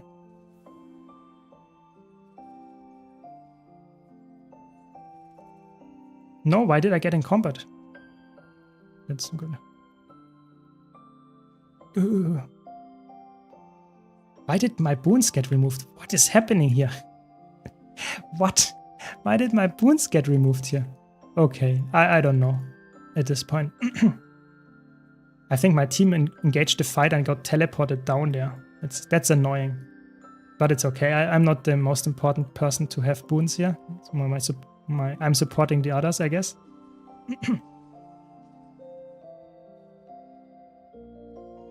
So, here we go. Don't forget to enter the giveaway. We have another one going. Exclamation mark enter in the Twitch chat. You have to be a follower to win. Subscribers get 3 times luck. And don't worry, we also have, for my dear YouTube viewers, we have a YouTube giveaway going on my YouTube channel. 2 times 500 gold currently. So be sure to check that one out as well. Of course, for all the Twitch viewers, if you're interested in getting more gold, be sure to check that one out as well. It's going on for 7 days. So 6 more days or something. When will the giveaways fire? I gotta go to groceries. So probably in half an hour. So we did just the last one. So we will probably do it in half an hour. So I'm sorry if you're not there then, but that's just how it goes. And as always, if you have any questions, please let me know. We have always helpful people here in chat, and of course I try to be as helpful as well. Especially if you're a new player, I always try to help those. So if you have any questions, don't be shy, just ask.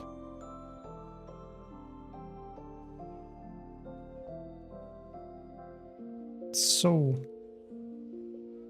no one caps, I guess then I will do that. Hopefully we didn't do 95 CM as well. I really want to do that. And see how the changes, they bug fix the healing or the cheese that we can just do not CC the boss. Hopefully we now have to do it correctly. Will be interesting. I really want to see how this feels after the changes to it.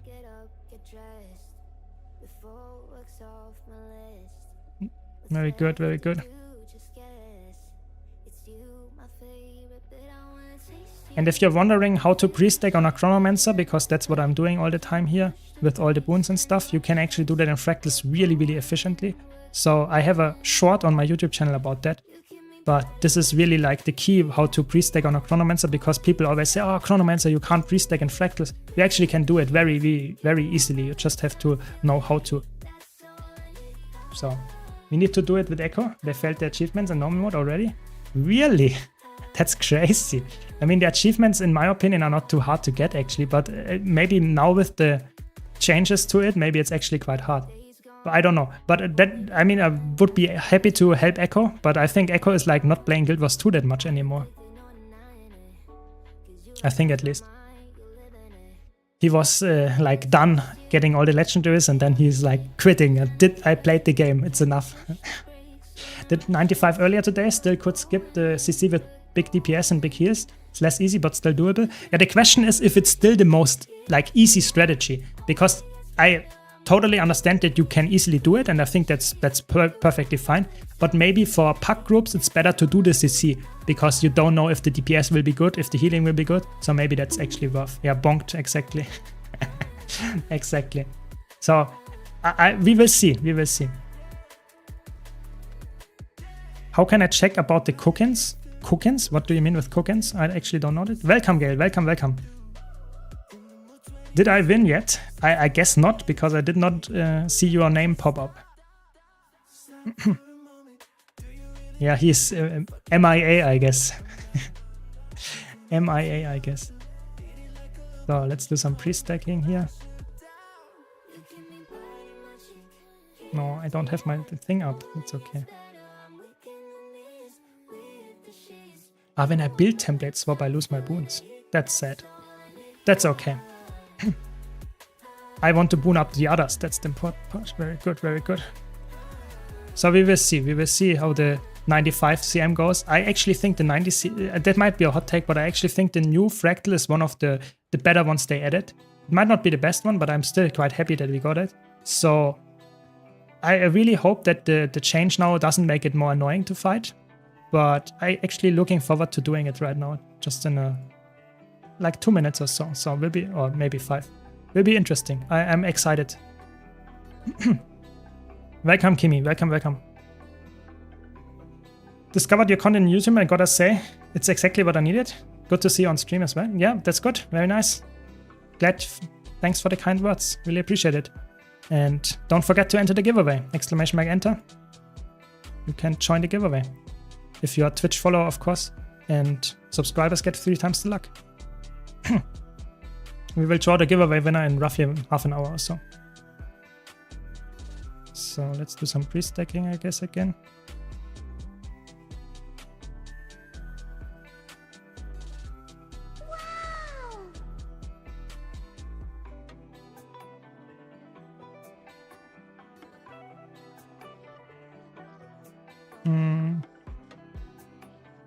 Let's see if the DPS is good enough. The DPS is good enough for this boss. Pretty sure it's just volatile, but I might be wrong on that. So when it comes to the gathering tools, there are, I would say, 3 that I would consider. 3. Or of the glyphs, rather. The first one is the volatile one. The volatile one gives you, on average, the most amount of money. Because it gives you volatile magic, which you then can transfer into tier 6 mats, which you then can sell on the trading post and you get some more gold. That's just baseline, the best like value that you can get. But it's also, you can't sell the glyph that you get from the pre-ordering, so it's just for you. So you have to gather a lot to make it work. If you want to gather fast, and sometimes people say time is money, so if you want to gather very fast, the best glyph for that is Glyph of Industry, because it's increasing the speed of gathering. And the last one, in my opinion, is Glyph of Reaping, which is the second most expensive one, because it gathers all things in an area. Why is that important? Because sometimes there are a lot of gathering spots where you have multiple things in one spot and you can gather all of them at once, which then speeds up the time that you spend there. And it is therefore worthwhile for getting fast to all the gatherings. Does that mean it's the only one that you would get? No, volatile one might be the most the most safe one to get the money, but if you can make use out of the reaping one, it can be very worthwhile as well. So go for the thing that you think is the best for you. Thanks for the Prime Reddit and Yang, really appreciate it.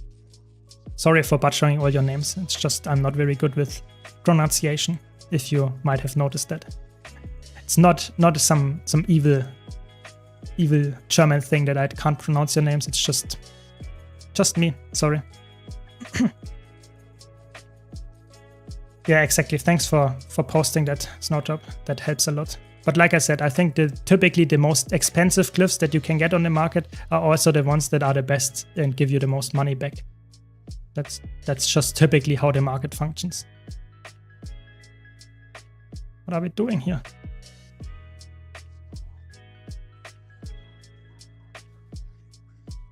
Okay, we did it. Very good. I just wondering because I already have volatile, but don't know if I add any other combo to Homestead or different. So I personally think if you do the Homestead regularly, I think the best one is volatile magic, just because it gives you the magic, which you then get gold out of. But for example, for gathering on your characters directly, it might be worthwhile to go for the industry one or the reaping one, depending on how you use it. But I think the most, in general, useful one is probably the volatile magic one still. It is like unrivaled in that regard. But if you need, for example, for whatever reason, a lot of unbound magic, so the Living World Season 3 currency, sometimes it's worthwhile to actually get those as well, because you don't want to farm those maps and you need those to get all the items from there or legendary. Yeah, sometimes that can be worthwhile. Nice, we go for Kinfoil, very good.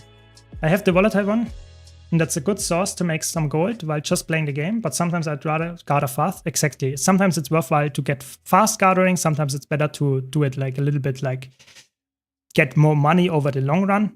Yeah, it depends how you play the game. I think if you have both, then you can go for, depending on what kind of situation you go, that can be worthwhile as well. So should I choose 3 volatile walls for all the tools? I think if you're looking for the most amount of like money to get, that might be the safest option, yes. Because then you can equip it on the mining tool, the logging tool, and the gather tool. So that is probably the safest bet. But like I said, sometimes, for example, if you have one character farming the flax seeds in Verdant Brink or something, where there are like 10 spots directly next to each other, it could be a big time save if you have the reaping tool on this one. But just saying. Question: I've tried a lot of untamed builds, including yours, but I never can reach the numbers you or others get. Most of the time I get hard stuck between 18 to 24k. Sometimes it's just, you know, the speed of which you execute it. Sometimes you will maybe even lose the, how is it called? The ambush skill because you're not fast enough, or you cancel your attacks. That can happen a lot on untamed. So you really have to look maybe at a log, and we can tell you what is the problem there. Sometimes canceling attacks and just not queuing skills up so they are not going as fast. Stuff like that can make it very hard to see for a player what is actually the problem, whereas for someone that reads the log, it's actually quite easy to see what the problem is. So if you have Arc DPS installed, just look at the log that you have. No, don't run away. And you might have a way easier time to finding out what the problem is. Welcome, Ryu. Welcome, welcome.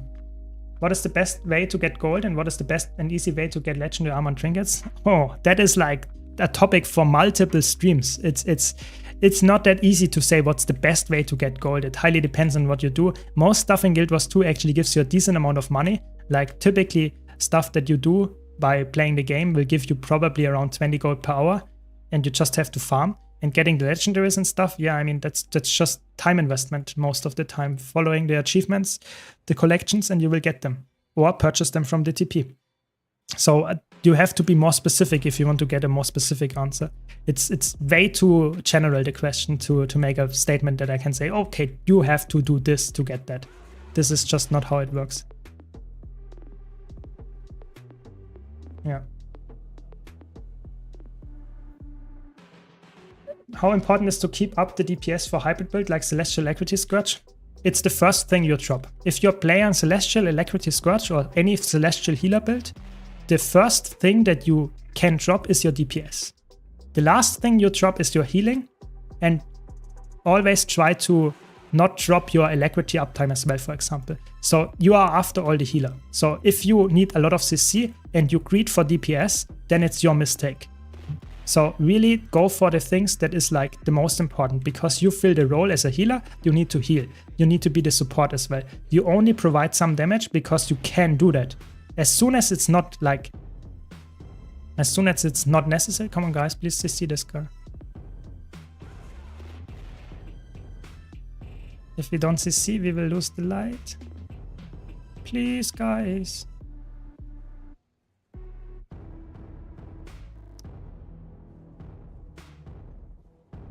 Yeah, I mean, I guess we have to GG then.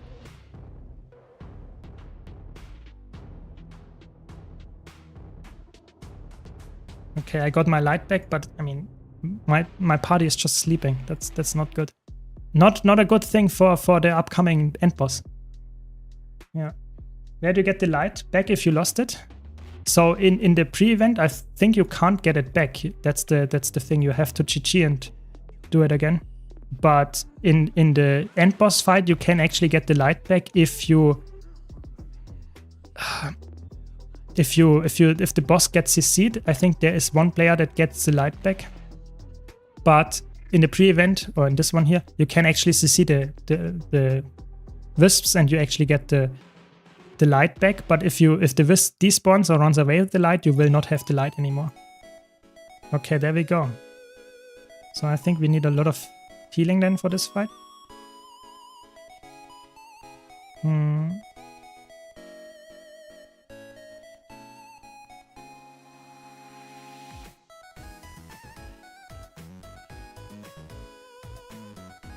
Which language is your native? My native language is German. So that's why my weird accent is there. So I'm sorry for that. So let's see how it goes. Let's see how many people will die to the knock-up attack.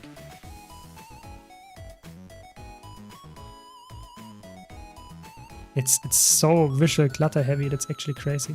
What? What?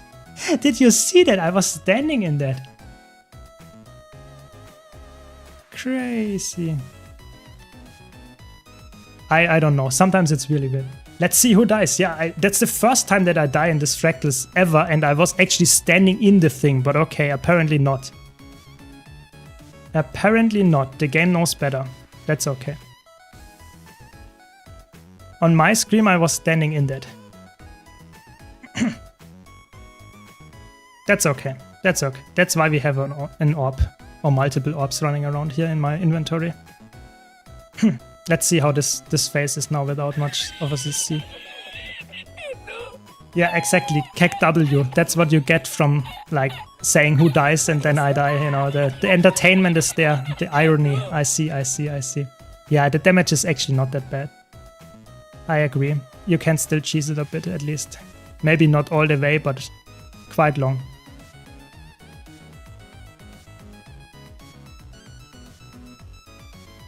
Yeah, I don't know. Maybe I was standing at the border and it didn't recognize me. Weird.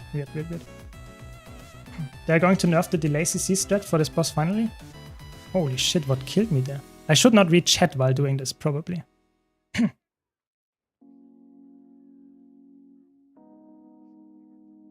What killed me there? Yeah, I will now focus on the fight so that we actually get the kill here without me dying again when reading chat all the time. Sorry, guys. This fractal is way too hard for me. Yeah, I have to look at the screen. It's why do I have to look at the screen in a challenge mode?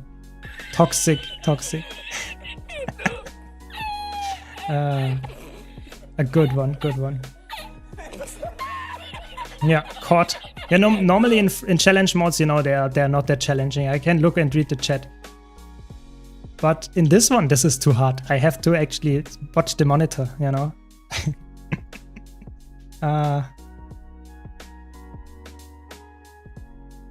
Caught on 4K, yes. Yeah, I know. We have that problem that a lot of people ask me, or some people ask me if I should do some German content.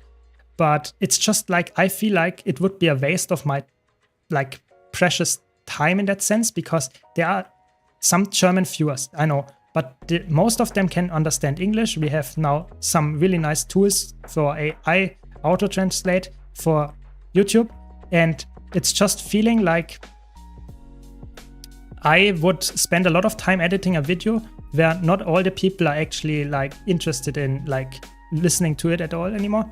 So I really think making an English video is way more like general worldwide, and maybe I will do in addition to that some easy German videos, but I think it's just not enough community behind that.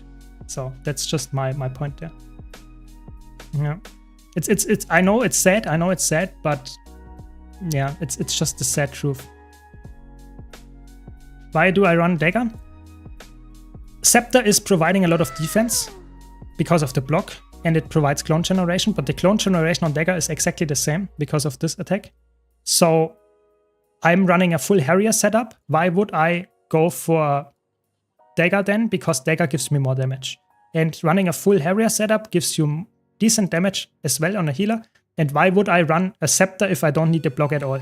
You know, if I have no interest in blocking, why running a Scepter? So that's why I just run a little bit more damage. But it's completely fine to run Scepter and even go for full Minstrel or stuff. It's completely fine, but it's just not necessary. So I can push out a little bit more damage while not having any problem for my team. That's the whole argument here. Doesn't mean you have to do it. Yeah, exactly. I will just reach the most amount of people by creating English content, and because of the auto-translate, even people that struggle to actually find like content for their own language can now be able to read, to watch the video and understand what is actually the thing that is happening. So I think that's quite good. But of course I can understand that it's sad that you are German, I'm a German, and I do not use the language that we both like natively speak. But I guess that's just the international thing of the current like society, and I think it's just the most sensible thing to do, you know. I'm sorry for everyone that can't really access my videos then. I'm really sorry for that, but most people can, and that's the thing that counts after all.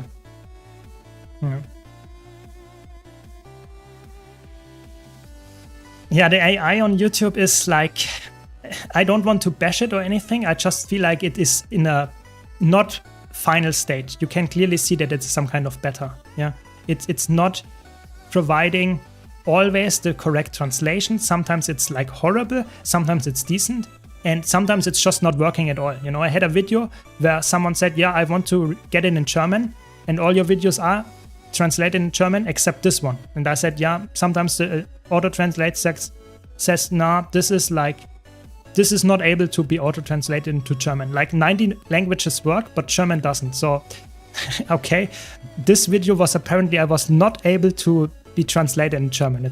I said something that was not translatable. I don't know. It's really weird, but I guess that it's still like, it's ongoing, work in progress. So, yeah. I will try my best to make the videos as accessible as possible, but not all of them can be translated in all languages. That's apparently what it is. Yeah. Nice, you watch me on YouTube and Twitch. That's what we want to hear. Full commitment. Thanks a lot.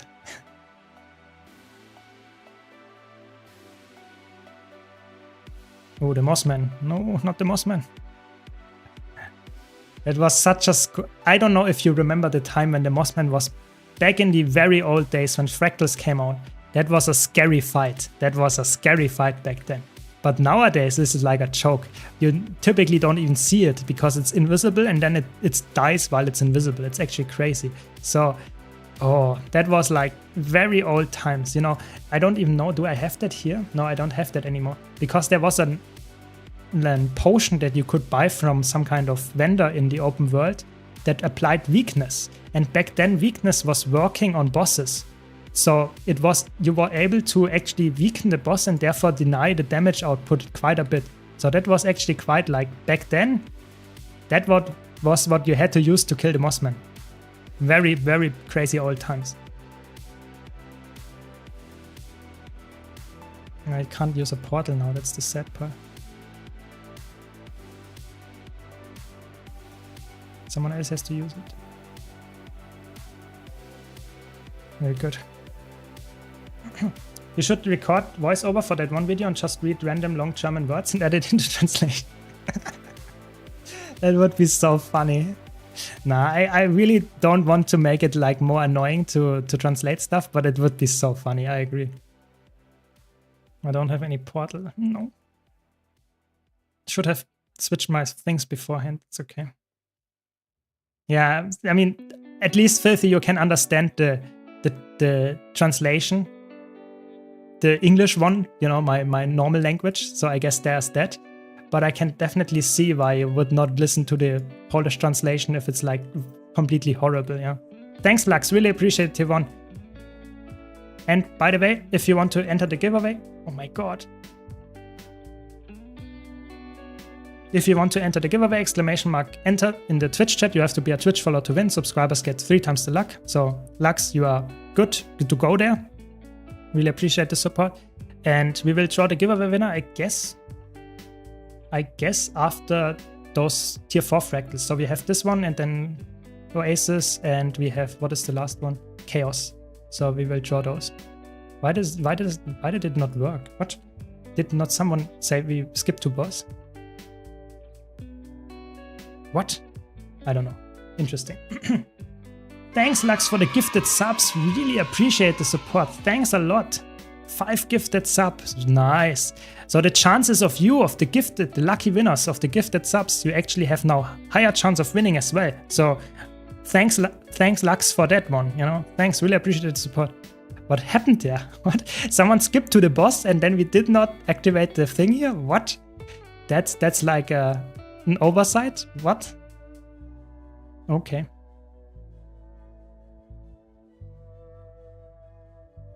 I was reading the chat and then someone else was not reading the chat, and that's too sad then. Okay, there we go. Yeah, if it says too many tickets, that means that you're already in. Let's go. What do you think of the new trailer and post, like the looks of the new maps? I personally really like the new looks of the new maps. I think the trailer itself was good. I think the blog post itself, I would say they could have at least named us or told us the names of the new elite specs. I think that is a little bit sad that we don't know even the names. But I think the trailer itself was actually quite good. We saw some nice location. We saw probably the raid bosses. We probably get some cool fights and cool locations over there. And we get a really nice tropical island homestead. So if you're into that, that's also quite nice. I think overall the expansion is not providing crazy amounts of content other than the elite specs. But the content that it gets, I think we will probably be quite happy about that. At least I am. So I'm overall quite happy about it. I will give my final statement when I actually see all the elite specs, how they turn out to be, how interesting they are to me, as someone that actually enjoys build crafting and stuff. Because obviously, if the elite specs are boring, this is like the main selling feature for me, then I would be a little bit sad. But I don't see that actually happening. I think all the elite specs that we got in the last expansions ever were always quite good. So I really expect it to be also quite good expansion elite specs with this one. So I'm personally quite hyped about it. And you know, that's why I also am double hyped, because I got the ArenaNet partnership just a few days ago. So now if you want to get the expansion and pre-order it, you can use my referral link. Link is in the description of this stream. But yeah, I can understand why you would also wait a little bit longer to see how the elite spec play out before you pre-order. So I can see both sides for sure. Yeah, I think there's some kind of invisible trigger point, I know, but there was someone wrote we skip it, and someone else were doing like walking there, and then it was like completely fucked up and we had to do it the normal way. That's what you get if people want to be fast. Yeah. I know. It's okay. I know, we did it in the end.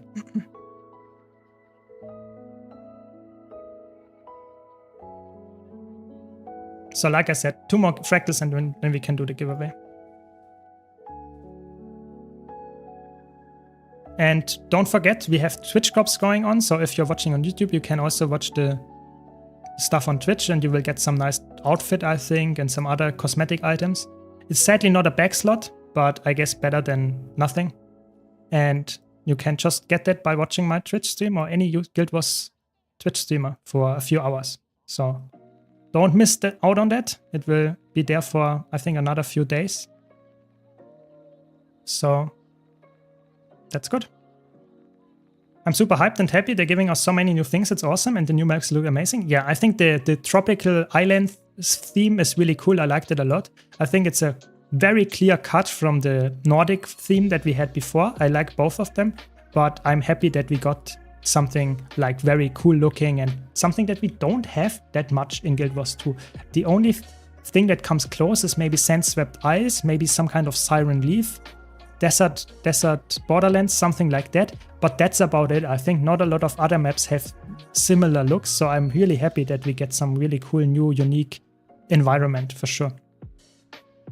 Yeah, I think the teasing and then not giving us the names is a little bit of a mistake on their part, but I think they will probably give us a live stream of the new expansion elite specs quite soon, I hope. So I think that will be then where we get the names. Maybe they will also put out a blog post or something. So I think they put out something quite soon, but I agree, having us hyped with the countdown of the days and then not giving us not even the names, I think that was a little bit of a mistake and people were a little bit like negative hype because of that.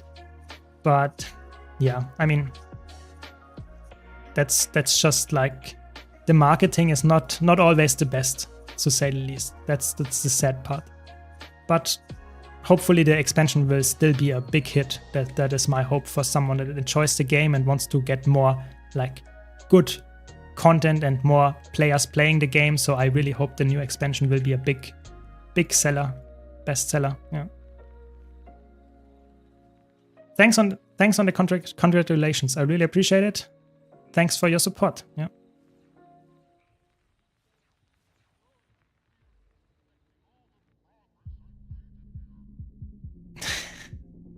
That's actually crazy. They expected the beta of the elite specs to be like tomorrow. What? That's insane. I did not see that, but that sounds like crazy. Who would expect that?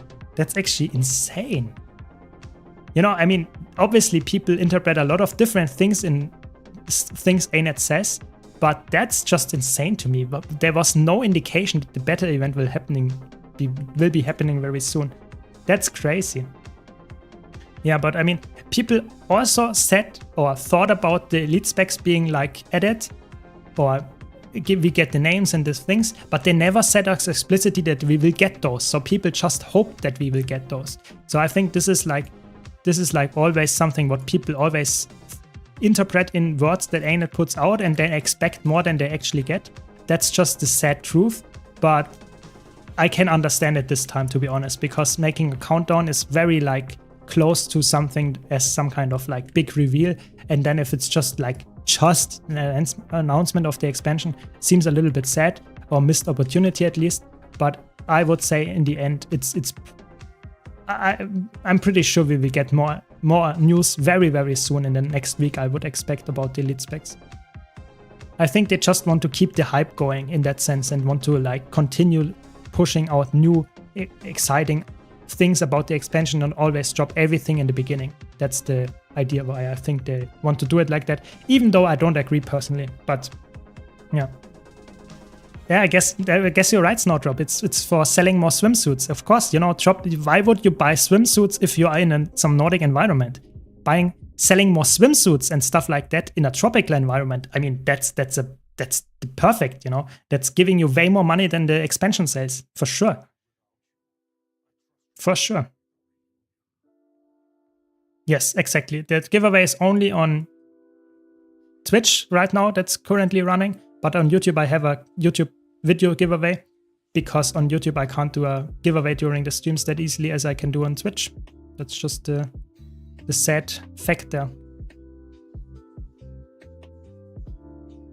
Yeah, I think we had a lot of jungle expansion things, and I think the tropical island themed thing without too much of a jungle looks like very interesting. So I'm actually quite hyped about that one. But I can see why some people don't like it. That's always like the environment is a very personal taste thing. Some people like to have some kind of ice themed maps. Some people don't like that at all. It's really hard to please everyone. And I think making different environments is probably the safest bet to make sure that at least some time you will please everyone at some point. Maybe not at the same time, but you will please them at some point. So that's what they are going for, and I think that's a smart way for sure. Thanks that you used my link. Really appreciate it. It's really nice support of you. Without having to actually get any more additional costs, you can use the referral link and you can support my channel. Thanks for that. I'm not gonna be happy until they remake the Sidon fight, or at least make a fractal of it. Yeah, I think that fight is like a big thorn in a lot of people's eyes, because it's like, it was such a build up to the story part, and then this fight itself is like, you shoot them with the cannon. What? Yeah, I think remaking this in some kind of fractal, would be amazing. Remaking the story part, I think, is a little bit of a waste, because like 90% of the community would not replay it at all anymore, because it's like too old. No one goes back to personal story, level 80 content. But yeah, I definitely would see a fractal being a big thing to do, for sure. But that's just, not everyone would agree with this. Some people would like to have the story in a story instance and not in a fractal.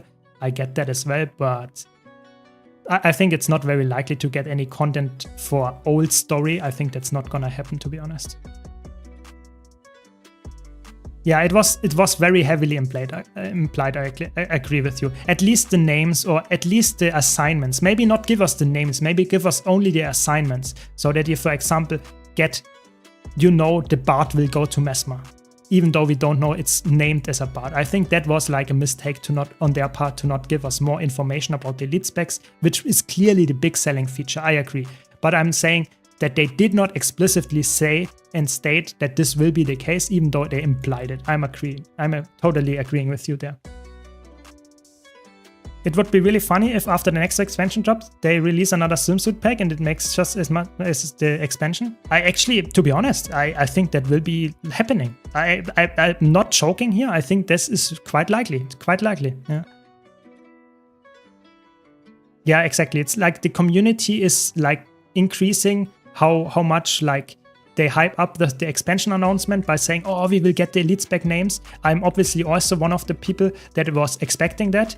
But obviously I never was saying this is guaranteed to be the case. I'm just saying that was what I was expecting, and we didn't get it. So now everyone that expected that is a little bit sad. but I still hope that we will get them quite soon, and then no one will be like completely sad anymore. But I can see why people are. I can see that, to be honest. The colored icons of the new elite specs were leaked. Yeah, I mean, I'm personally always someone, I don't want to talk about leaks in my stream before the official announcement, because if someone doesn't want to know it, I don't want to talk about it here on stream. So please don't spoil them. You know, we will get the announcement quite soon, I would say. Anyway, heavily tempted to buy the Luffy head lol. Already have the yo-yo pose. Yeah, I think this is a really fun addition. I'm not sure if everyone like would agree with the style, but I think those items, those just subjective like skins that we get, if they are good or not, I personally like them. I personally have them and I like them. So I probably wouldn't use them because I already, like you might have noticed, I'm a gameplay enjoyer. I do no fashion like stuff.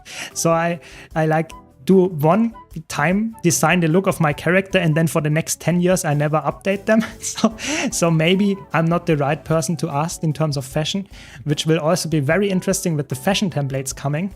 So yeah, with the fashion templates I might like buy them to have them, but I'm not even sure if I would buy them for every character because I never change my fashion. You know, having like 90% or 80% of the skins doesn't make me a fashion enthusiast. That's the funny part. So maybe I have to do some kind of like community. You get to choose how my characters look. You know, maybe we have to do that sometimes in the stream. So that would be funny as well. Yeah, very interesting. But I mean, everyone plays the game differently, and I'm really excited for the elite specs. I think we will get some very interesting elite specs. I'm not sure if we will get crazy elite specs in terms of like difficulty, or if most of them are somewhat easy. But if, for example, the Mesmer really gets the Bard with some kind of kits, that could be, in my opinion, actually one of the more difficult elite specs, because having kits on Engineer is not something that it makes the class quite easy, I would say, especially if you run builds that have like 4 kits in there. That can be quite challenging, and if Mesmer really gets like 4 kits as utility kits, that could be crazy. I'm not sure, I don't see it, to be honest, because that's a lot of development effort put into like just one elite spec. But who knows, you know, they did the same with Weaver. Maybe they do it with this again. Could be. Could be. Yeah, exactly. We don't speak about those, Snowdrop. We don't speak about certain world versus world builds. This is like not allowed on my channel. The same goes for leaks. Yes. Look at the trailer. One of the specs had a pet Firefox. Exactly. I think this is like very likely to be the Elementalist spec. I don't know how it will be called. If it will be called like Summoner, some kind of Kitsune, whatever. It could be like a lot of names. But I think it will clearly go to Elementalist, and it will be some kind of pet. Probably only temporary. I don't see it to be like permanently. I think a permanent pet is not healthy for Elementalists. So I really hope it will be something that you summon and it will be there for like 10 seconds or 5 seconds, does an attack, and it goes away, and then you can do another attack that comes back or something. Or it's some kind of like build-up mechanic like Celestial Avatar on like Druid, something like that. But what exactly it will be gameplay-wise, I have no clue. And that goes for all the elite specs, obviously. I have no like more information than you do.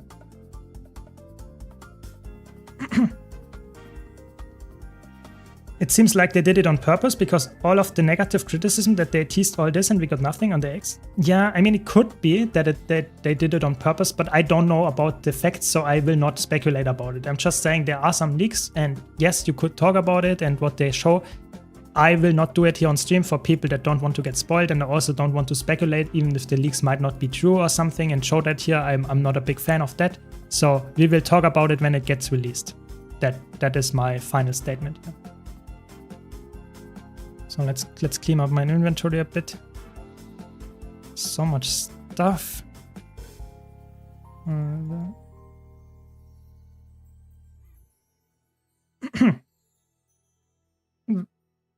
Why we cannot speak about builds? No, you can speak of builds, of course. We are talking about a specific world versus world roaming build that is like, I don't want to talk about it because I don't want to fight it when people want to play it, because it's very obnoxious and just not very fun to play against. And it's people, if I show it too much on stream, people might want to play it themselves and I don't want to fight them then. So that's why I don't want to talk about one specific build. Don't worry, you can of course talk about all builds other than this one. So don't be like scared about talking about builds. Don't worry, don't worry.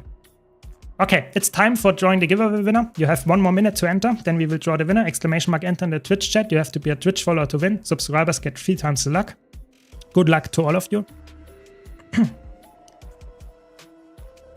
Could Scourge run easily as a main healer in all fractals, or will we struggle in some of them? No, Scourge is actually quite good in all fractals, so you will not struggle there. Scourge is actually, after the buffs to the staff and the transfusion change, it's actually a very valid healer. In some CMs you might have a challenge and not be the best healer there, but in most cases it's actually quite worthwhile to run. Yeah. First rule of World vs. World Club, don't talk about World vs. World Club. Something like that, yeah, something like that. The giveaway is for NA and AU. Yes, you can be on both, doesn't matter. You just have to have a Guild Wars account so I can send you the money. And let's do the last setup here and then we will draw. 10 more seconds, guys, 10 more seconds.